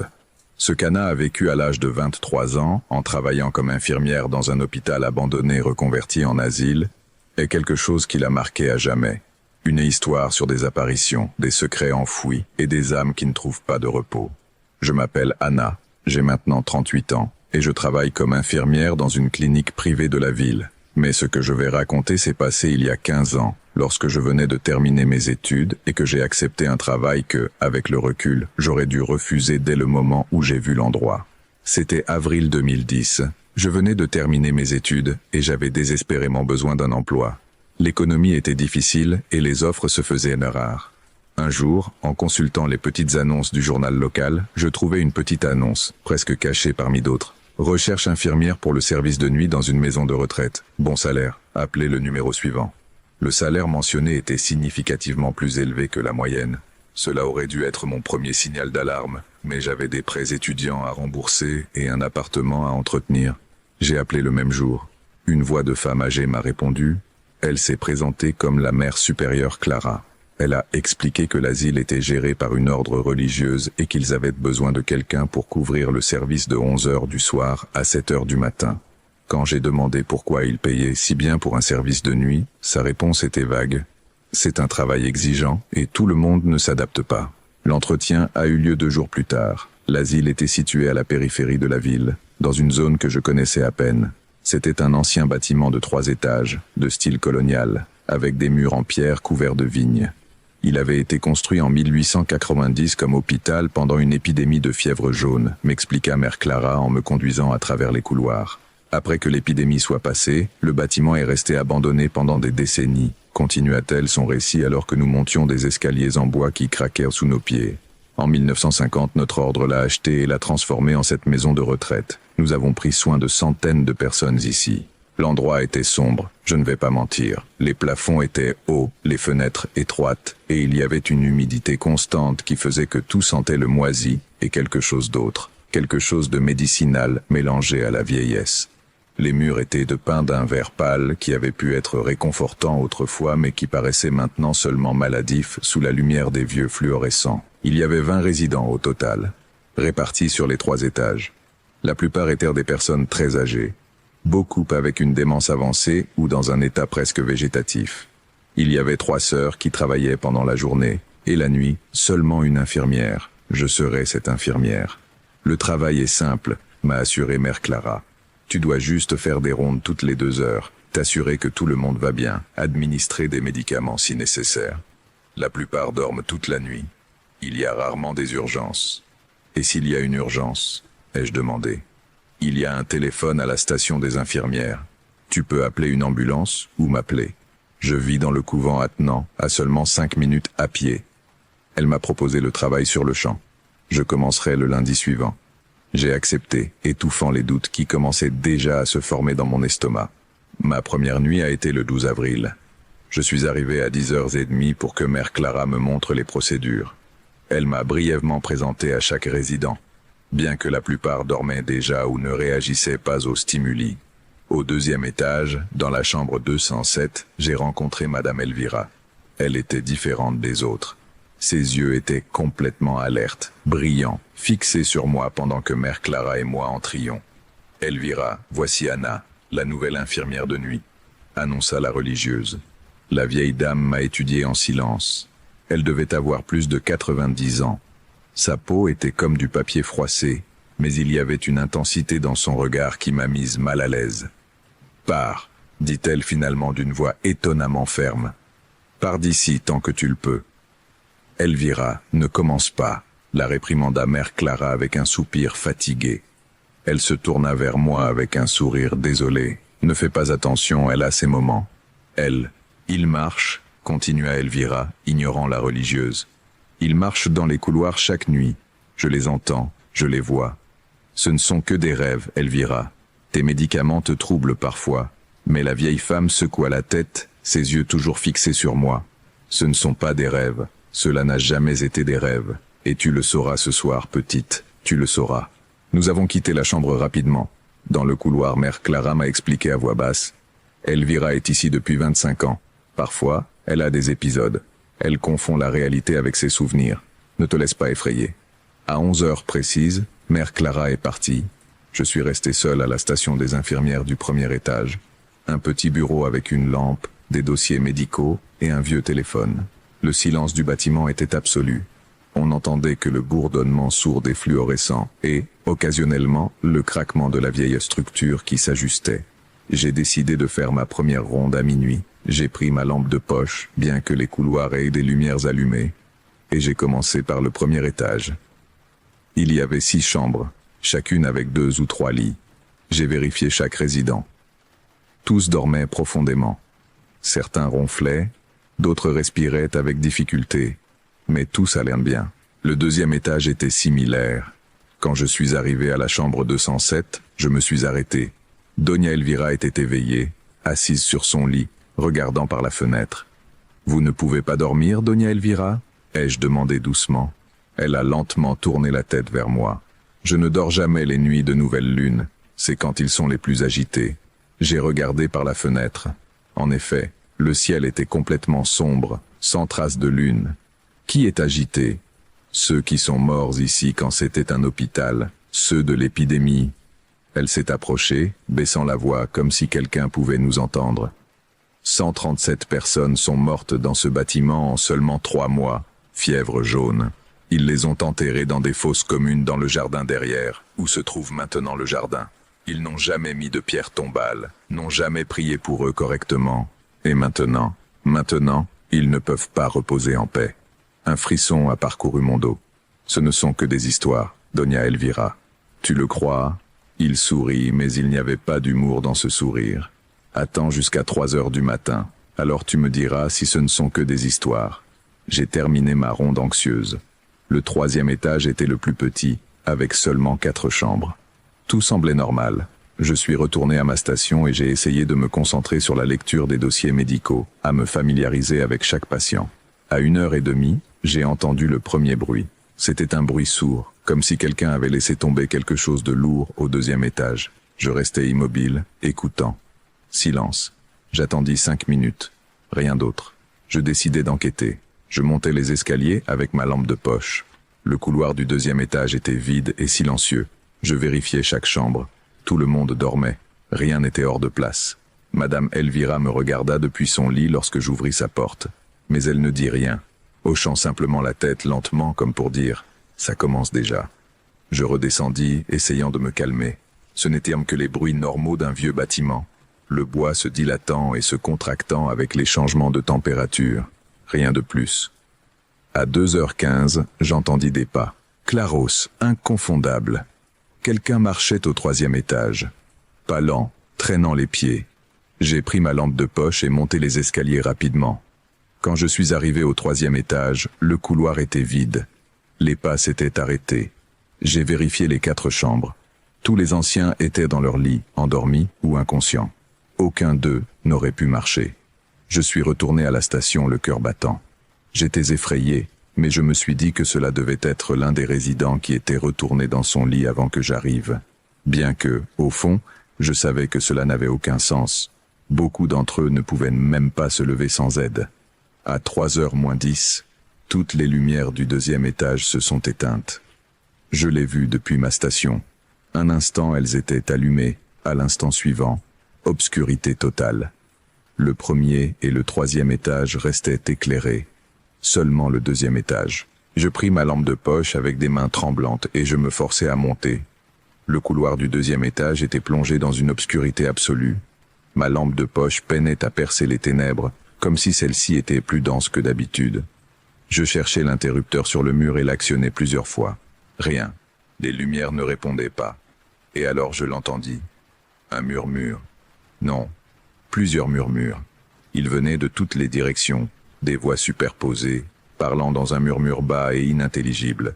Le son grandissait, remplissant le couloir. Je sentis l'air devenir plus froid, au point que ma respiration devint visible. J'ai examiné les chambres à la hâte avec ma lampe de poche. Dans chacune d'elles, les personnes âgées dormaient, inconscientes de ce qui se passait. Mais quand je suis arrivé à la chambre 207, Madame Elvira était debout près de sa fenêtre, regardant vers le couloir. « Ils arrivent », murmura-t-elle. 3 heures du matin. Toujours à 3 heures. Qui arrive? Ma voix tremblait. Les oubliés. Ceux que personne n'a pleuré. Ceux que personne ne se souvient. À ce moment-là, au bout du couloir, je vis quelque chose. Une silhouette. Au début, je pensais que c'était l'ombre projetée par ma lampe de poche, mais la forme se déplaçait indépendamment de la lumière. C'était la silhouette d'une personne, floue, comme si elle était faite de fumée. Et tandis que je l'observais, une autre silhouette apparut à ses côtés, puis une autre, et encore une autre. Le couloir commença à se remplir de ces formes sombres, toutes se déplaçant lentement vers moi. Elles ne faisaient pas de bruit en marchant, mais les murmures s'intensifiaient avec chaque silhouette qui apparaissait. Je me suis reculé vers la chambre de Doña Elvira, mon dos contre le mur. Ma lampe de poche clignotait, menaçant de s'éteindre. « Tu ne peux pas fuir d'eux », dit Elvira d'un calme qui me terrifia. Ils remplissent ce bâtiment chaque nuit. Ils cherchent quelque chose qu'ils ne trouveront jamais. Reconnaissance, paix, mémoire. Les silhouettes s'approchaient. Je pouvais maintenant voir plus de détails en elles. Ce étaient des personnes, des hommes et des femmes de tous âges, vêtus de vêtements anciens. Leurs visages étaient flous, mais je pouvais distinguer leurs bouches ouvertes, comme si elles criaient en silence. Leurs yeux étaient des trous sombres. Une des silhouettes tendit sa main vers moi. C'était une main translucide, avec des doigts qui s'étiraient de manière antinaturelle. J'étais sur le point de crier quand Doña Elvira parla. Ils ne te feront pas de mal, ils veulent juste être vus, reconnus. Chaque nuit, ils marchent, cherchant quelqu'un qui reconnaisse leur souffrance. La figure la plus proche était maintenant à moins d'1 mètre. Je pouvais voir à travers elle, mais sa présence était pourtant solide, réelle. Et alors, sur son visage flou, je vis quelque chose qui me brisa le cœur. Des larmes. Elle pleurait. « Je suis désolé », murmurai-je sans réfléchir. « Je suis désolé pour ce qui vous est arrivé. » La figure s'arrêta. Toutes les figures s'arrêtèrent. Les chuchotements cessèrent. Dans le silence absolu qui suivit, je pus entendre mon propre cœur battre à tout rompre. La figure devant moi inclina la tête, un geste presque de remerciement. Puis, lentement, elle commença à s'estomper. Une par une, les autres figures firent de même, se dissolvant comme de la brume sous le soleil, jusqu'à ce que le couloir soit vide. Les lumières du 2e étage s'allumèrent brusquement, clignotant brièvement avant de se stabiliser. L'air retrouva sa température normale. C'était comme si rien ne s'était passé. Je me laissai tomber contre le mur, respirant par à-coups. Madame Elvira s'approcha et posa sa main ridée sur mon épaule. « Maintenant tu le sais, dit-elle doucement. Maintenant tu as vu ce que je vois chaque nuit depuis 25 ans. Pourquoi personne d'autre ne le sait? Pourquoi Mère Clara ne m'a-t-elle pas averti? Parce que tout le monde ne peut pas les voir. Seules certaines personnes, celles qui ont une sensibilité pour ces choses. Je les vois. L'infirmière précédente les voyait aussi. C'est pourquoi elle a démissionné après seulement 2 semaines. J'ai passé le reste de la nuit dans un état de choc, faisant mes rondes mécaniquement, attendant que le jour se lève. Je n'ai pas revu les figures cette nuit-là, mais je pouvais sentir leur présence, une lourdeur dans l'air, une tristesse qui imprégnait chaque recoin du bâtiment. Quand Mère Clara est arrivée à 7 heures du matin, elle m'a trouvé pâle et tremblante. Je lui ai raconté ce que j'avais vu. Son visage est devenu sévère. Ce sont des imaginations, Anna. La fatigue, l'anxiété du premier jour, l'obscurité. Je te conseille de bien te reposer pendant la journée. Mais Madame Elvira les voit aussi. Elle me l'a dit. Elvira a une démence sénile. Tu ne peux pas prendre au sérieux ce qu'elle dit. Son ton était définitif. Il n'admettait pas de discussion. Je suis rentré chez moi ce matin décidé à démissionner. Je ne pouvais pas travailler à cet endroit, peu importe combien il payait. Mais quand je suis arrivé dans mon appartement et que j'ai vu les factures accumulées, la réalité m'a frappé. J'avais besoin de ce travail. Je n'avais pas d'autres options immédiates. Je me suis convaincu que c'était une hallucination. Stress, fatigue, suggestion par les mots d'Elvira. J'ai décidé de lui donner une autre chance. La 2e nuit a été pire. Les apparitions ont commencé plus tôt, à 2 heures du matin. Cette fois, ce n'était pas seulement des silhouettes dans le couloir. Elles étaient dans les chambres. Je les ai vues debout à côté des lits des personnes âgées, les regardant dormir. Certaines se penchaient sur eux, comme si elles leur murmuraient à l'oreille. Dans la chambre 203, j'ai vu une silhouette à genoux, à côté du lit de Don Ramiro, un homme de 86 ans dans un état presque végétatif. La silhouette, une femme en robe longue du 19e siècle, pleurait en silence, ses épaules tremblant. « Que veulent-ils » demandai-je à haute voix, me surprenant moi-même par mon propre courage. La silhouette leva son visage vers moi. Pendant un instant, ses traits devinrent plus clairs. Elle était jeune, peut-être dans la vingtaine, avec les cheveux relevés. Et dans ses yeux, je vis une douleur si profonde qu'elle me coupa le souffle. « Souvenez-vous » murmura-t-elle. Et cette fois j'entendis la voix avec clarté. « Souvenez-vous que nous existons. Souvenez-vous de nos noms. Souvenez-vous que nous souffrons. Souvenez-vous que nous mourrons ici, seuls, oubliés. Comment puis-je vous aider ?» Les larmes coulèrent sur mes joues sans que je puisse les contrôler. « Les noms » dit une autre voix derrière moi. Je me retournai et vis un jeune homme, également vêtu à la mode du 19e siècle. Nos noms ont été oubliés. Personne ne sait qui nous étions. Personne ne prie pour nous. Personne ne nous pleure. Où sont leurs noms? En bas, répondit une troisième voix. Dans le sous-sol, les vieux registres de l'hôpital. Ils sont là, couverts de poussière, oubliés comme nous. Les figures ont commencé à s'estomper à nouveau, mais cette fois, je n'ai pas ressenti de peur. J'ai ressenti de la détermination. Le lendemain matin, avant de partir, j'ai demandé à Mère Clara l'accès au sous-sol. Elle s'est montrée réticente. « Pourquoi as-tu besoin d'aller au sous-sol? Il n'y a rien là-bas que des vieux objets. J'ai besoin de voir les anciens dossiers, de l'hôpital d'origine. » Son expression se durcit. « Pourquoi? S'il te plaît, Mère Clara, c'est important pour moi. » Après un long silence, elle soupira. « D'accord, mais fais attention. Les escaliers sont dangereux et il y a beaucoup d'humidité. » Le sous-sol était exactement comme je l'avais imaginé, sombre, humide, rempli de boîtes et de meubles couverts de draps. Mère Clara me donna une puissante lampe de poche et me laissa seule. Il m'a fallu presque 3 heures, mais j'ai finalement trouvé ce que je cherchais. 3 boîtes en carton détérioré, étiquetées « Hôpital San Rafael », dossier 1889-1891. À l'intérieur, il y avait des cahiers aux pages jaunies, remplis de noms écrits à la main avec de l'encre fanée. Patient admis pendant l'épidémie de fièvre jaune. Et à côté de nombreux de ces noms, un simple mot, décédé. Je me suis assise sur le sol du sous-sol et j'ai lu chaque nom. Ils étaient au nombre de 137 au total, comme Elvira l'avait dit. Des hommes, des femmes, des enfants. Chacun avec une date d'entrée et une date de décès. Certains étaient morts le même jour de leur admission. D'autres avaient résisté des jours ou des semaines. Maria Rodriguez, 23 ans. Décédé le 15 mai 1890. Thomas Herrera, 34 ans. Décédé le 20 mai 1890. Lucia Martinez, 8 ans. Décédé le 2 juin 1890. Nom après nom, vie après vie. Toutes terminées en ce lieu, toutes oubliées. Cette nuit-là, j'ai emporté les carnets avec moi à mon tour. Mère Clara n'était pas là. Elle était sortie du village pour une affaire urgente. J'étais seul avec les anciens et les fantômes. À 3 heures du matin, quand les apparitions ont recommencé, j'étais prête. Je me tenais au centre du couloir du 2e étage, avec l'un des carnets ouverts dans mes mains.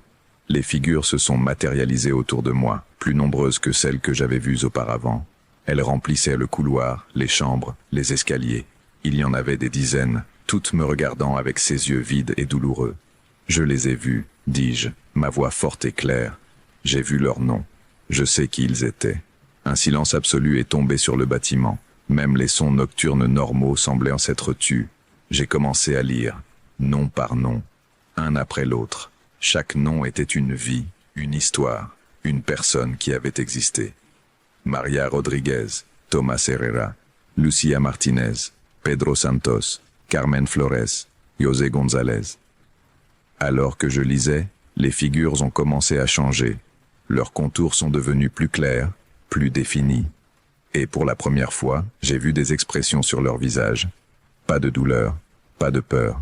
Paix. Je lus pendant plus d'1 heure, jusqu'à ce que chacun des 137 noms ait été prononcé à voix haute.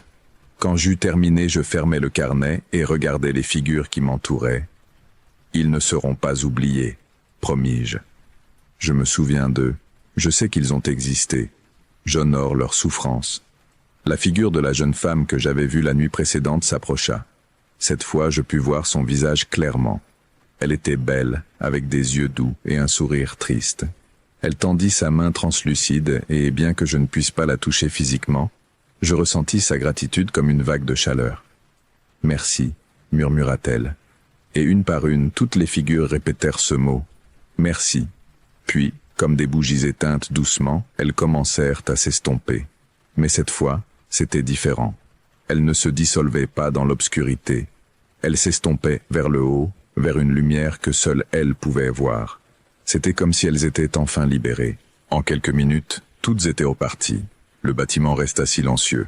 Un silence différent de celui des nuits précédentes. Ce n'était pas un silence lourd et oppressant. C'était un silence paisible, tranquille. Je suis monté au 3e étage et descendu au 1er, espérant voir un signe des apparitions. Il n'y avait rien. Juste le vieux bâtiment et ses résidents âgés dormant paisiblement. Quand je suis arrivé à la chambre 207, Madame Elvira était éveillée, assise sur son lit avec un sourire sur le visage. Tu l'as fait, dit-elle. Tu les as libérés. Ils sont partis?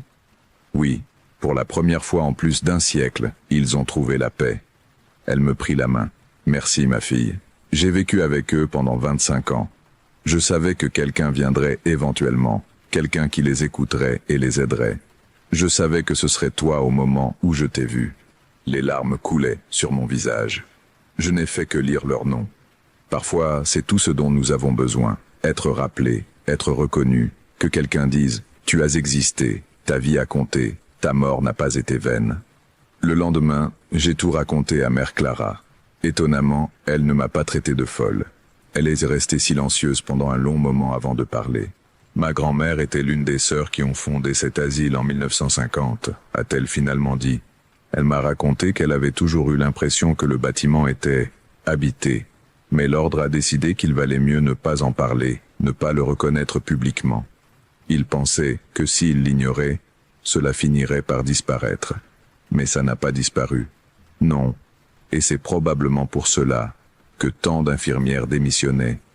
Beaucoup ressentaient quelque chose, même si elles ne savaient pas ce que c'était. Elle m'a regardé avec une expression que je n'ai pas pu déchiffrer. Que veux-tu faire des dossiers? Je veux qu'ils reçoivent une reconnaissance appropriée, une plaque commémorative peut-être dans le jardin. Quelque chose qui dise que ces personnes ont existé, qu'elles sont mortes ici, qu'elles ne sont pas oubliées. Mère Clara a hoché lentement la tête. Je pense que c'est la bonne chose à faire. 3 mois plus tard, une plaque en marbre a été installée dans le jardin arrière de l'asile, exactement au-dessus de la zone où, selon les archives historiques, se trouvaient les fosses communes. La plaque disait « En mémoire des 137 âmes qui ont péri dans ce bâtiment pendant l'épidémie de fièvre jaune de 1890, leurs noms ne seront pas oubliés, leur souffrance est rappelée, qu'ils reposent en paix éternelle. » En dessous, gravés en petites lettres, se trouvaient tous les noms que j'avais lus cette nuit-là. J'ai travaillé dans l'asile pendant 2 années de plus. Je n'ai jamais revu les apparitions. Les nuits étaient calmes, paisibles. D'autres employés commentaient que l'ambiance du lieu avait changé, qu'elle se sentait plus légère d'une certaine manière. Doña Elvira a vécu 3 années de plus. Le jour avant sa mort, elle m'a appelé dans sa chambre. « Je ne les entends plus », m'a-t-elle dit avec un sourire. Pour la première fois en des décennies, le silence de cet endroit est vraiment silence. Tu leur as donné ce dont ils avaient besoin. Et maintenant, quand je partirai, je pourrai le faire en paix aussi. Elle est décédée dans son sommeil cette nuit-là, tranquille, sereine, avec une expression de paix sur son visage. Parfois, je pense à ces nuits, à ces figures désespérées cherchant à être rappelées. Et je me demande combien d'autres lieux existent comme cet asile, combien d'autres âmes attendent dans l'obscurité juste pour entendre leur nom prononcé une fois de plus, juste pour savoir que leur existence n'a pas été complètement effacée du monde. Car au final, n'est-ce pas cela que nous redoutons tous? N'est-ce pas l'oubli la véritable et ultime mort? Maintenant, chaque jour des morts, je visite ce jardin. J'apporte des fleurs et les place devant la plaque. Je lis certains des noms à voix haute. Et chaque fois que je le fais, je sens une douce brise, comme un soupir de gratitude, comme si ces âmes, où qu'elles soient maintenant, pouvaient encore m'entendre. Et je leur rappelle qu'elles ne sont pas oubliées, jamais elles ne le seront. Et ainsi se termine l'expérience d'Anna. Elle a cessé de travailler à l'asile il y a des années, mais elle m'a dit que chaque fois qu'elle passe près du bâtiment, elle ressent une tranquillité spéciale, comme si elle savait qu'elle avait fait quelque chose d'important. As-tu déjà ressenti des présences dans des lieux anciens? As-tu visité des endroits où tu sais que des tragédies se sont produites? J'aimerais beaucoup lire tes expériences dans les commentaires. Chaque histoire, chaque témoignage aide à garder ces mémoires vivantes. Prends soin de toi et à la prochaine narration.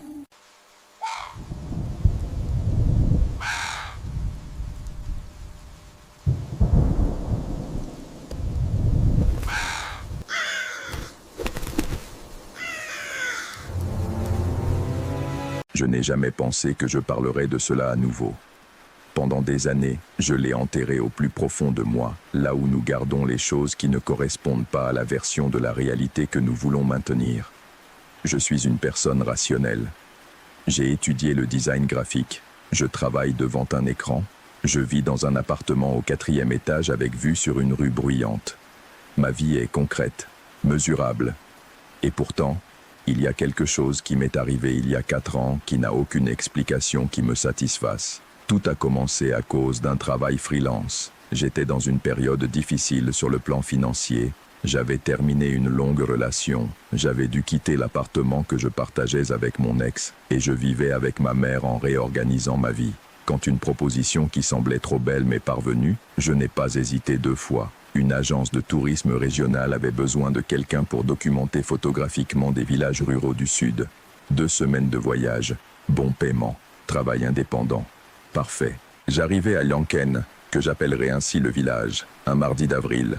Le sud du Chili en automne a une beauté qui fait mal. Les arbres changent de couleur d'une manière qui semble exagérée, comme si la nature rivalisait avec une peinture. L'air sent la terre mouillée et la fumée de bois. Quand le minibus s'est arrêté sur la place du village, je respirais cet air et pensais « Je vais bien m'en sortir ici ». Je logeais dans la pension d'une dame appelée Esther. C'était une femme d'environ 70 ans, menue, avec les cheveux blancs relevés en chignon et un sourire qui semblait cacher quelque chose. Pas quelque chose de mauvais, nécessairement. Juste quelque chose qu'elle savait et que je ne savais pas. Les premiers jours furent parfaits. Je me levais tôt, prenais le petit déjeuner avec Esther et sortais me promener avec mon appareil photo. Les gens étaient timides au début, mais aimables. Plusieurs m'invitèrent à prendre du mat tout en me racontant des histoires sur l'endroit. C'est au cours de ces conversations que je commençais à entendre son nom. Donna Clementina. La première fois que je l'ai entendue, c'était presque en passant. Une dame nommée Rosa, qui avait un magasin rempli d'épices et de conserves maison, l'a mentionné en me parlant de certaines festivités du village. Je lui ai demandé qui c'était. Rosa a cessé de ranger les bocaux qu'elle avait dans les mains. Elle vit au bord de la forêt, a-t-elle dit, au bout du chemin de terre qui sort par le nord. Et elle a changé de sujet. Le lendemain, je pris le chemin de terre vers le nord. La forêt était extraordinaire. Des araucarias très hautes, des cohues recouverts de mousse, un silence rempli de petits sons. J'ai pris des photos pendant des heures, tellement absorbé que je ne me suis pas rendu compte de combien j'avais marché. Quand j'ai levé les yeux, j'ai vu la maison, une aire de bois sombre, plus sombre que les autres du village, comme si elle avait été exposée à la pluie pendant de nombreuses années. Elle avait un jardin devant, qui était une explosion de plantes poussant sans aucune logique apparente. Certaines je les ai reconnues, lavande, romarin, quelque chose qui ressemblait à de la rue. D'autres étaient des plantes que je n'avais jamais vues, avec des feuilles de formes étranges et des fleurs de couleurs qui ne correspondaient pas à la saison. Je photographiais le jardin de loin quand j'ai entendu la voix. « Quelle photo, mademoiselle ?» Je sursautais. Au bord du jardin se tenait une vieille femme qui n'avait pas été là une seconde auparavant. Petite, courbée, avec un teint sombre et ridé comme du cuir tanné, et des yeux d'une couleur que je ne savais pas décrire. Ce n'était pas noir, ce n'était pas marron. Ils étaient d'un ambre sombre, presque doré, qui brillait d'une manière étrange sous la lumière filtrée par les nuages. Le jardin, dis-je. Je suis photographe. Je fais un travail pour l'agence de tourisme. La vieille dame me regarda pendant un long moment. Puis elle sourit. « Valentina, dit-elle. » Je restai figé.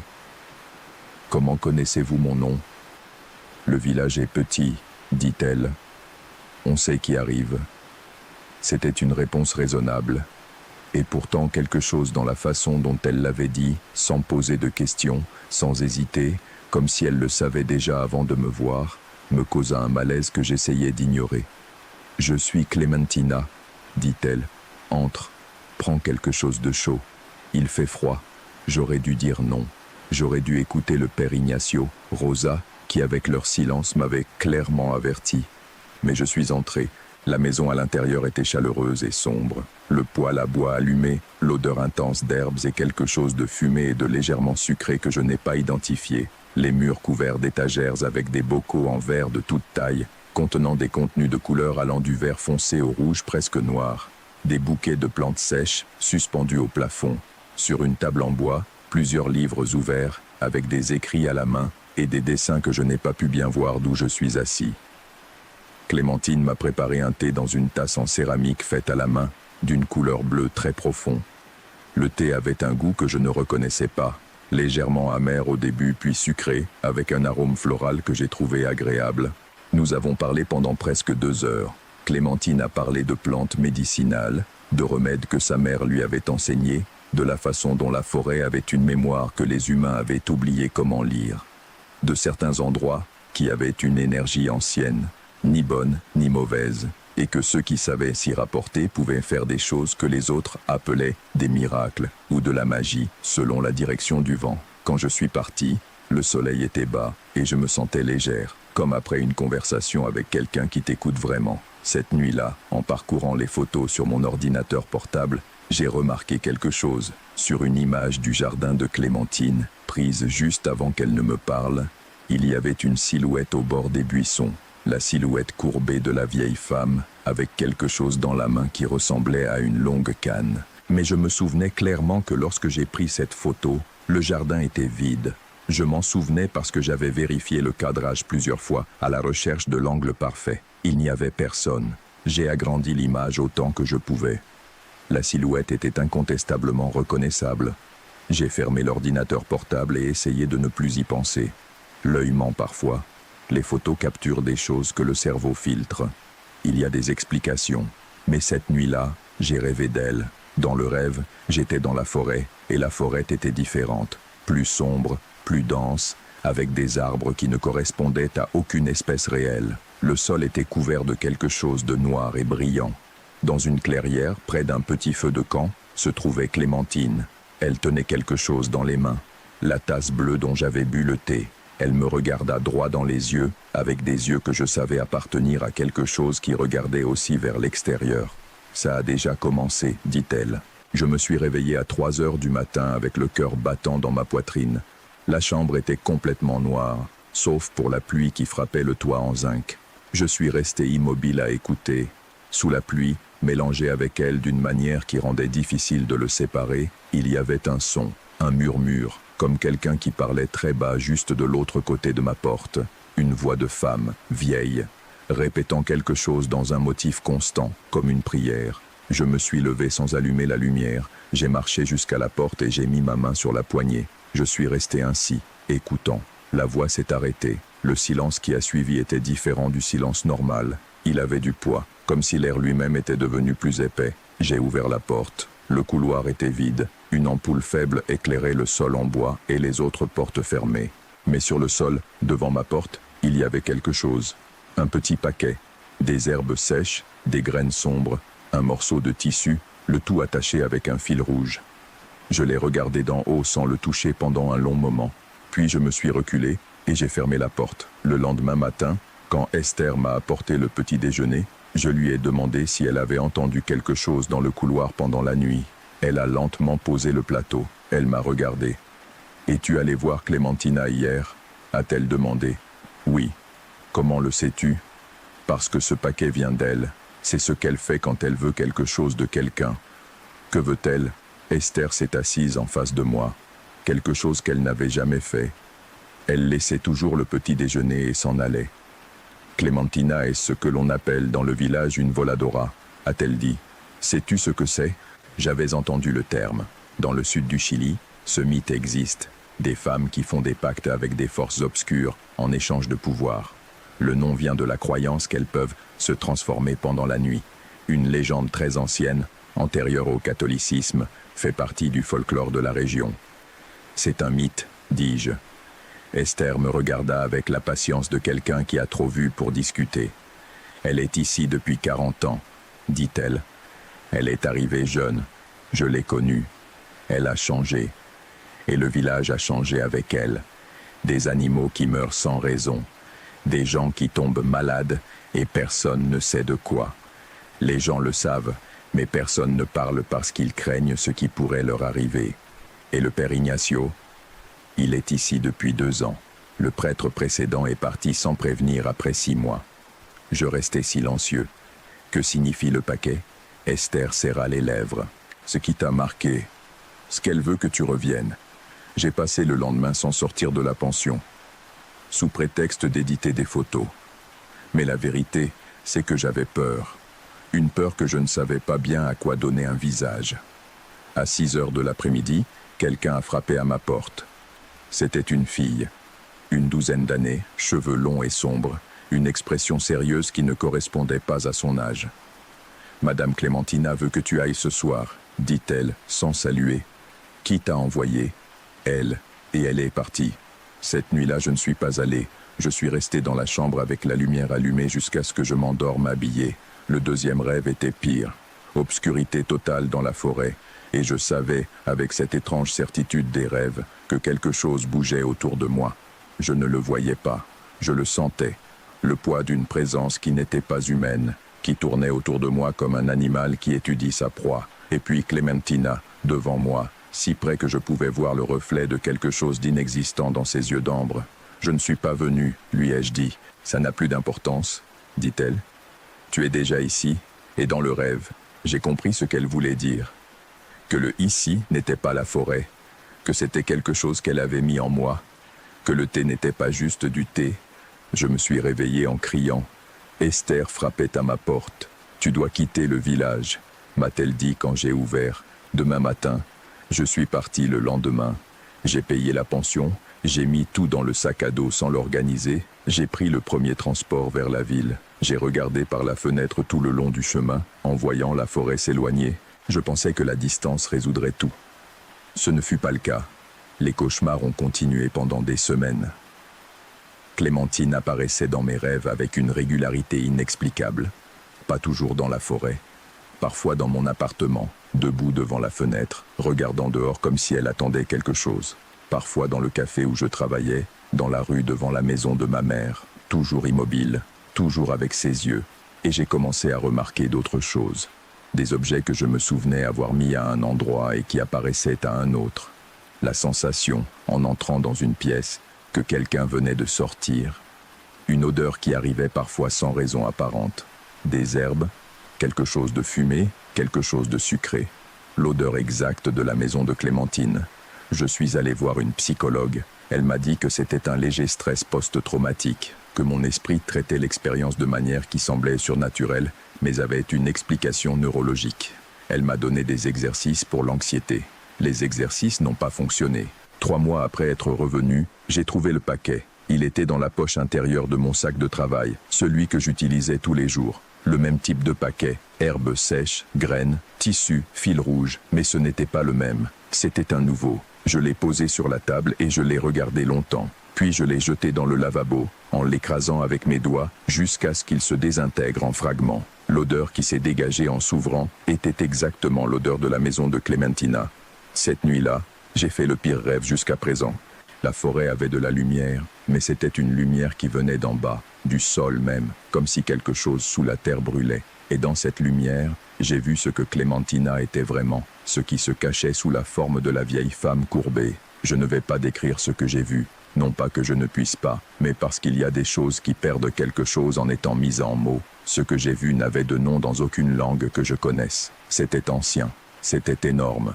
Et cela me regardait avec quelque chose que, si je devais lui donner un nom, j'appellerais faim. Je me suis réveillé et j'ai vomi. J'ai appelé Esther le lendemain. Je lui ai tout raconté. Les rêves, les objets, l'odeur, le paquet dans le sac à dos.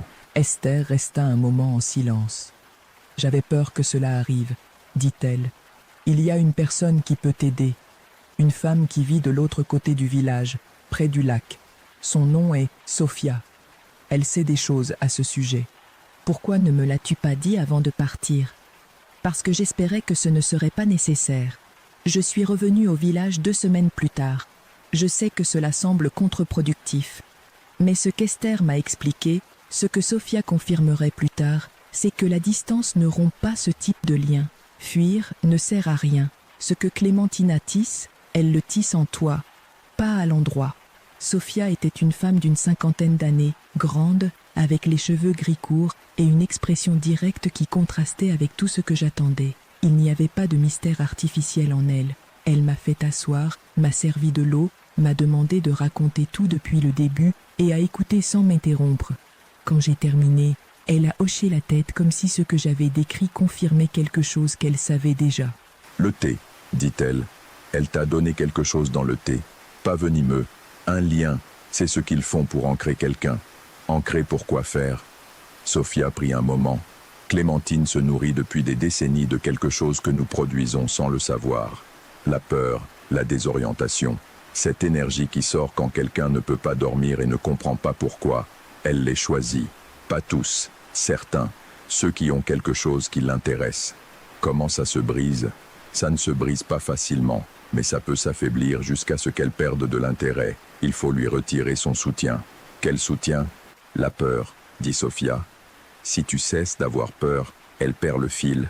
Pas immédiatement, mais avec le temps. Je suis resté à la regarder.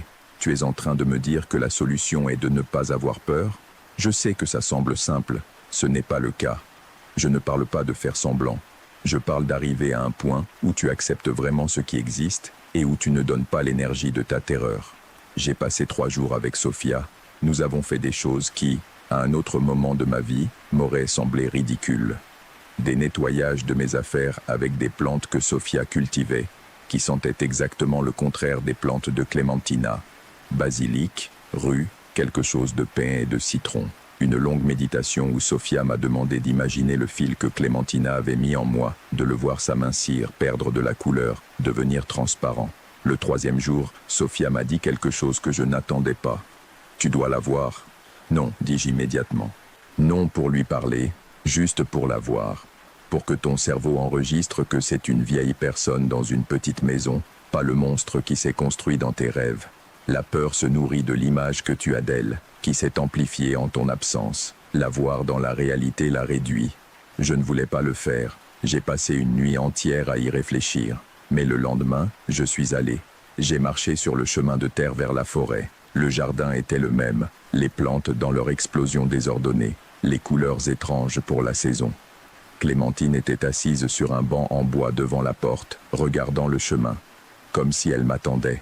Je suis resté à distance. Je l'ai juste regardée. C'était une vieille femme, petite, avec le dos courbé sous le poids des années. Ses yeux d'ambre m'ont trouvé et se sont maintenus là, et dans ce regard, il y avait quelque chose que je reconnaissais des rêves, cette chose ancienne et affamée. Mais c'était aussi juste un regard, le regard d'une personne âgée dans un jardin.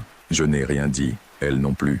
Après une minute, je me suis retourné et je suis revenu par où j'étais venu. Cette nuit-là, j'ai dormi sans rêver pour la première fois depuis des mois. Les rêves ont mis des semaines à disparaître complètement. Et l'odeur apparaît encore parfois, à des moments inattendus, lorsque je fais quelque chose de complètement banal. Quand cela arrive, je respire, je le reconnais, et je ne lui accorde pas plus que ce qu'il mérite. Il y a 6 mois, je ne rêve plus de Clémentina. Je ne sais pas si cela signifie que c'est fini. Sophia m'a dit que ces liens ne se rompent jamais complètement, qu'ils s'affaiblissent jusqu'à devenir inoffensifs. Je ne sais pas si c'est vrai, ou si c'est simplement ce que j'avais besoin d'entendre pour pouvoir fonctionner. Ce que je sais, c'est ceci. Il existe quelque chose dans certains lieux et certaines personnes qui ne correspond pas à la version de la réalité qu'on nous enseigne. Peu importe le nom que nous lui donnons. Ce qui m'importe, c'est que c'est réel, et que certaines personnes savent comment l'utiliser. J'ai eu de la chance. J'ai trouvé Sophia. Je suis revenu à temps. Mais parfois, quand le vent apporte cette odeur sans raison apparente, je me demande si la chance a été suffisante, si le fil s'est vraiment affaibli, ou s'il est juste devenu invisible. Et pendant ces nuits, je dors avec la lumière allumée, bien que cela ne m'aide plus autant que je le souhaiterais. C'est tout ce que Valentina a voulu partager. Elle m'a écrit à la fin de son message qu'elle espère que quelqu'un d'autre a vécu quelque chose de similaire, qu'il ne se sente pas seul dans cela. Si tu connais le folklore du Sud, si tu as entendu parler des Voladora, ou si quelque chose de similaire t'est arrivé, raconte-le-moi dans les commentaires. J'adore lire ce que vous vivez. Et si tu n'es pas encore abonné à la chaîne, envisage de le faire. Il y a beaucoup d'autres histoires comme celle-ci qui vous attendent. Passe une bonne nuit. On se reparle bientôt.